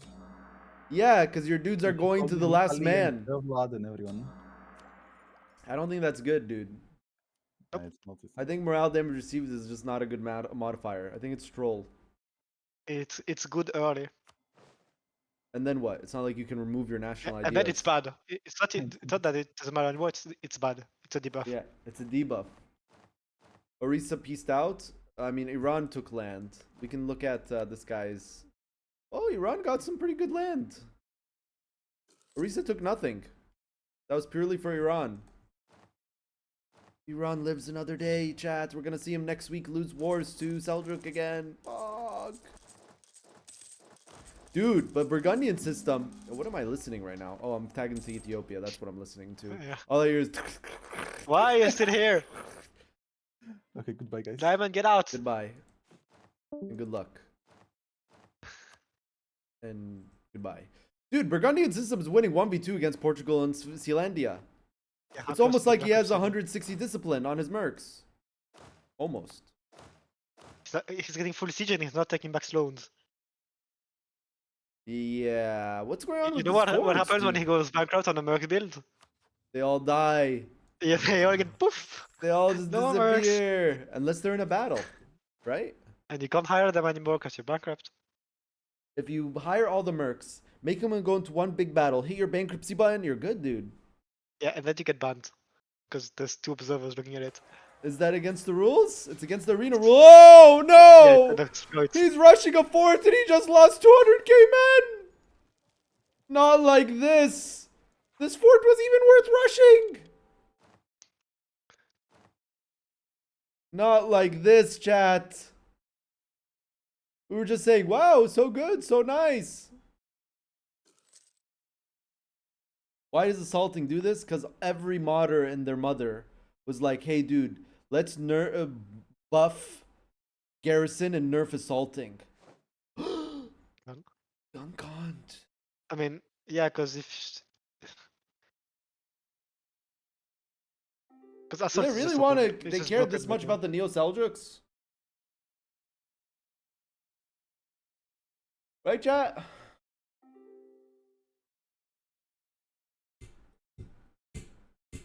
Dude, and the colony's talking. The colony's talking. How many troops do they have? 50 dudes, 62 dudes. Okay. Svevlad getting an easy war. That is pretty Svevlad moment. That was actually a big Svevlad moment. That just there. Chat, while we're waiting for this peace deal, please subscribe.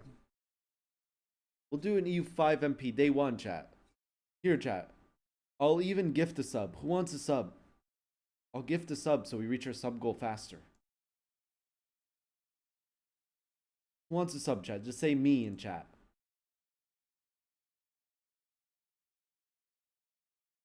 I guess no one wants a sub. Oh, okay. Here you go. Here's a sub, dude. I want a sub. You already subbed. You got gifted? You're not gifted anymore. I mean, you're a gifted guy, but you're not gifted sub anymore. I'm locked in on PayPal.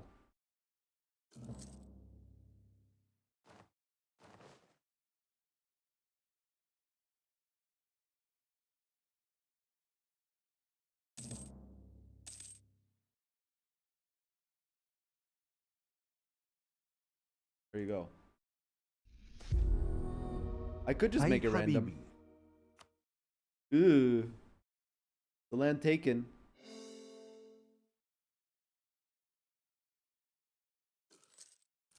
Gift you a sub. Well, there we go. There's a gifted sub, chat. I want this sub gold, chat. In the meantime, Switzerland is pushing back Westphalia. I'm gonna have to end right on the dot. Here, chat. I want to go home. But we'll What do you mean? What do you mean you want to go home? I want to go home. Where are you right now? Not at home. Yeah. I want to go home. Veg.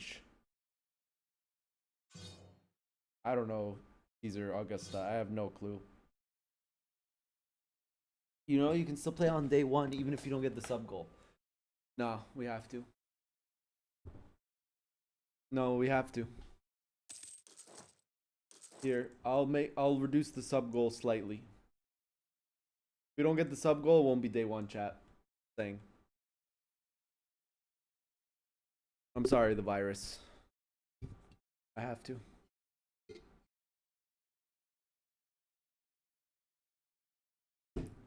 Who has the most interesting country? I'll let my co-host answer that question. Interesting country. Yeah.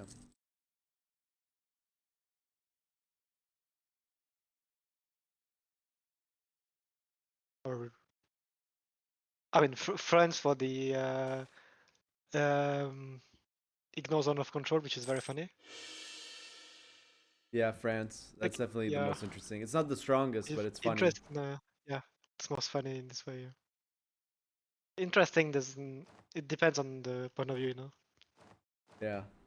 And look who just popped the discipline event. It's Burgundian system. I mean, at this point, discipline barely does anything. It's Yeah. an Ethiopia just losing. He loses so much men every single battle. No extension. Allegedly no. I can't type. Just write no. Kakos, you're literally in chat. Say Habibi says no. Habibi says Jan 1st, 1590N. Write that. Jan 1st, 1590N. Kakos. Write that. I can't write in chat. Okay, there you go. He said Habibi said no. There's a bit of a delay. 1590N. When you say I didn't make it up, trust, it sounds like you made it up. You didn't have to say that. It sounds like you made it up now. Oh no.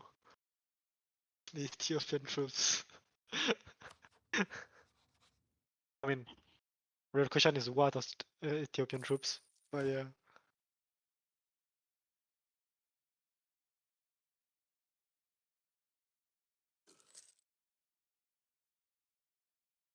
Yeah, the new stream bar on Twitch is interesting. It took them a while to do that.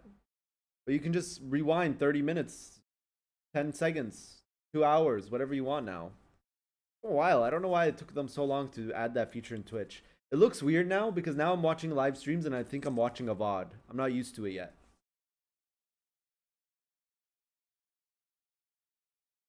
In your opinion, what's the best thing EU5 did in the best way? What's the thing EU5 did in the best way?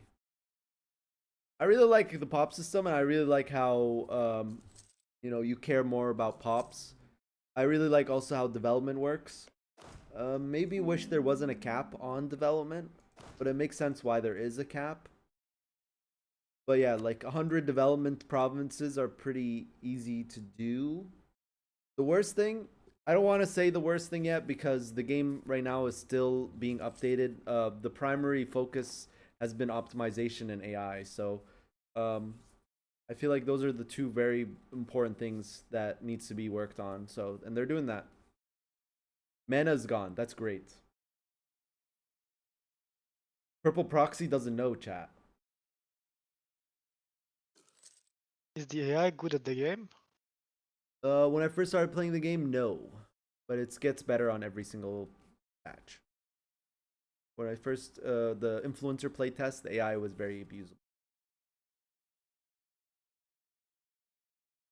I heard there's way too many forts. There was a build that the influencers were on a couple weeks ago where the AI just spammed forts because they didn't really understand fort maintenance cost. That's already been changed.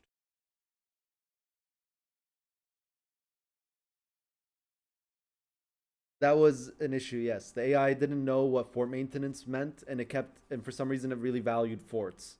So it would build forts on every single location, but that's literally been changed. You can see proof in some of the, you can see proof in the Muscovy video, because that was not played on that influencer build. But it was giga annoying. It was really annoying, but it already got changed.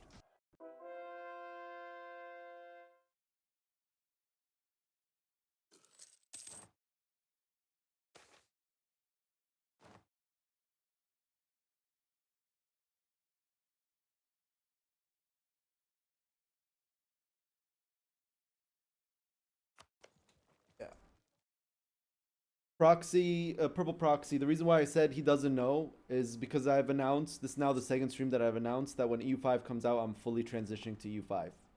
There will be no more EU4 content in literally 1 month from now. Zero EU4 streams, 0 EU4 videos after a month from now. Except for the nostalgia videos, of course. Maybe, yeah, like a nostalgia video on EU4's anniversary or something, which is in August. Yeah, in like 2 years. What about the videos you're currently editing? Dude, I've had 0 time to edit. I was editing 2 videos, and then I've had now 2 weeks where I'm not editing, but it's because I've been working overtime. I literally do not have time. I didn't even have time to stream the Wednesday game. Yeah, exactly. I'm kind of tired. I was clocking in overtime, chat. What can I say?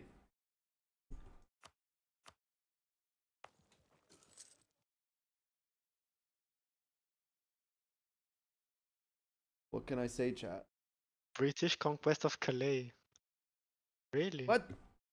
Why do people start wars when the session's about to end? Yeah, I don't know. These people are freaks. From a perspective of personal enjoyment, yeah, that's the whole reason why I'm going full EU5. I obviously enjoy it the most. Why would I go full EU5 if I was like, yeah, EU4 is the better game, but I'm only gonna do EU5 now? Because I'm like that. For the cliffhanger, yeah, so you get a week to do diplomacy. But he's So I should here. check This the is nation if revenge. it's not fighting him. Oh yeah, you can also check the nation, see how cooked you are. And in this Yeah. case, he's But kind of you cooked. don't commit yourself before you can check the other guy. No, this is cooked. Why are the numbers so different? It's like 800k to 200k. How does he have so little troops? What is this? And it was What? Britain who Oh, 'cause decked. Italy's in the war, no? Oh, Italy's in the war. Okay. Italy's not Yeah, even but at its still, force the limit, front but has still, 500k troops. 500k to 200k still. Yeah, that's more than double. And guess what? Okay, I think England's just trying to die. He saw his colony and dealt with his colony this session. He's like, dude, I don't want to play anymore. Kill me. Kill me. Kill me. Kill me. I mean, Kill he's doing me. 2-to-1 casualties. Oh, Yeah. yeah. Sorry, 10-to-1 casualties. Oh, cannons on the front line. Oh, here comes. Here comes. Here comes the. Huh. Here comes the. No generals! Na, na, na, na, na, na. Here comes Okay, there he no, goes. here's where There it goes. he goes. Here it goes. The no zone of Here he control. Oh no. Oh, he didn't see this 50k. Oh. Keep going. Run. Run to Ireland. Run to to Ireland. Ireland. If you guys missed it, France is the nation with the ignore zone of control. So that means he can just run through all of England. Oh, what is England doing? Oh, What? No general. GB.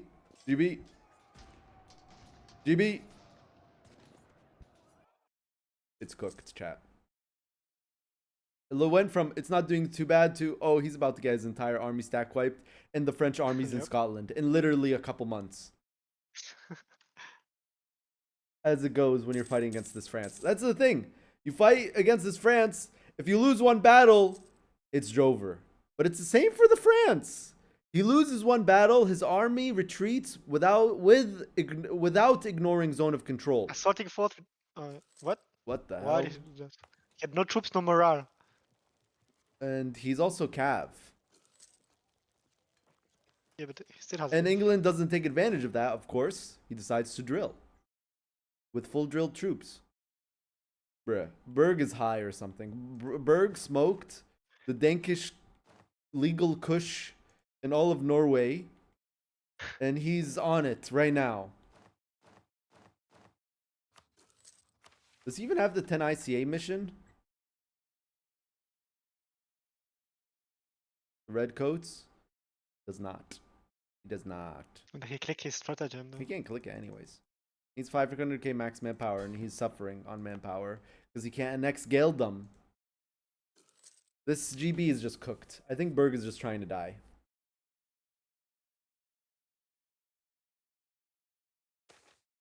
Oh, we're gonna have to end here soon. We're ending on a cliffhanger. That's it. Session 3 ending in the middle of two wars. Neo-Seljuks losing to Ethiopia right now. The numbers looking very in favor of Neo-Seljuks because Italy's here in full force. And France is occupying all of England. A war that literally started 2 years ago and England's already super cooked. Sorry, just before you leave, look at Mexico.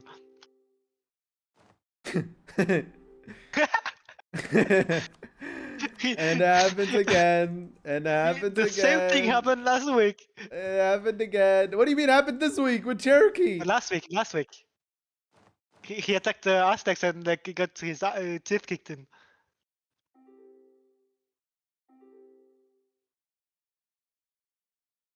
When will they learn? Yeah. When Yeah. will they learn? Probably when EU5 comes in. When EU5 comes and you don't have to deal with Then- these mod mechanics. Top 8 GPs, Neo-Seljuk Empire, Bukhara, Human Wave Doctrine, Stormark, Svevladia, Russian, Kalicha, Orisa. Join us on next Saturday. Ugh, why do I have the burps? For session 4! For session 4, where will we see Aztecs kill the Mexico colony? We'll see natives destroy colonies even more. Will the Neo-Seljuk be able to turn back this war with its severe debt and manpower dwindling? Will Great Britain get fully occupied? Figure out next week. Habibis Daycare, part 4. By the way, Purple Proxy, just a heads up. I announced it on here, but I haven't announced it on my YouTube yet, but I'm gonna have to very soon. I keep saying that I have to, but I do have to. I work for Paradox as a contractor working on specifically EU5. I have 2 contracts working in 2 separate roles. They both get renewed or ended in January 1st. So right now I'm a Paradox employee. Kind of, because I'm a contractor. So I'm not really an employee. But I do work for Paradox. I do have to preface that. So when I say, yeah, I am having a lot of fun in EU5. I am genuinely having a lot of fun in EU5. But just as a heads up, like that's something I must disclose. So you're still busy after EU5 release? Yes. I'll still be working on stuff on the game post EU5 release. And then we'll see. We'll see January 1st if I get renewed or not. I mean, I'm done with EU4, dude. I'm done. Get paid and renewed, inshallah. Inshallah. We'll see. If I like it. I've been enjoying it a lot. I enjoy it a lot. I've been enjoying the whole process. Still overtime? For now, it's overtime. It's probably overtime until release. I'll be right back.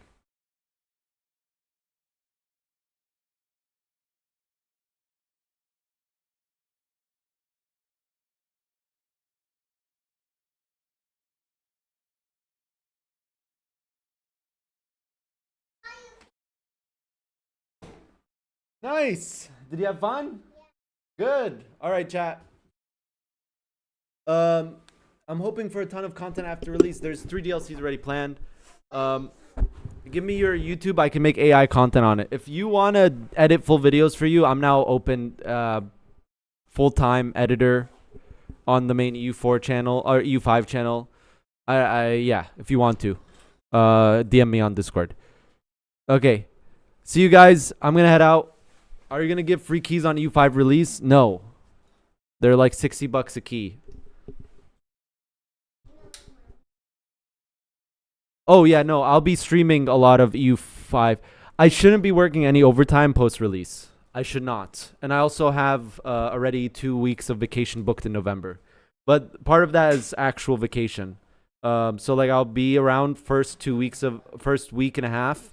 Then I'm going to be like a week off of content because I will need a break. And then after that, I'll have like another week where we can do some streams. We can do some YouTube. But yeah. Yeah. We'll see then, chat. Probably a lot of content after EU5 release. But yeah, right now, it's overtime. No. All right, see you, chat. Bye-bye. This guy cares a lot about chat.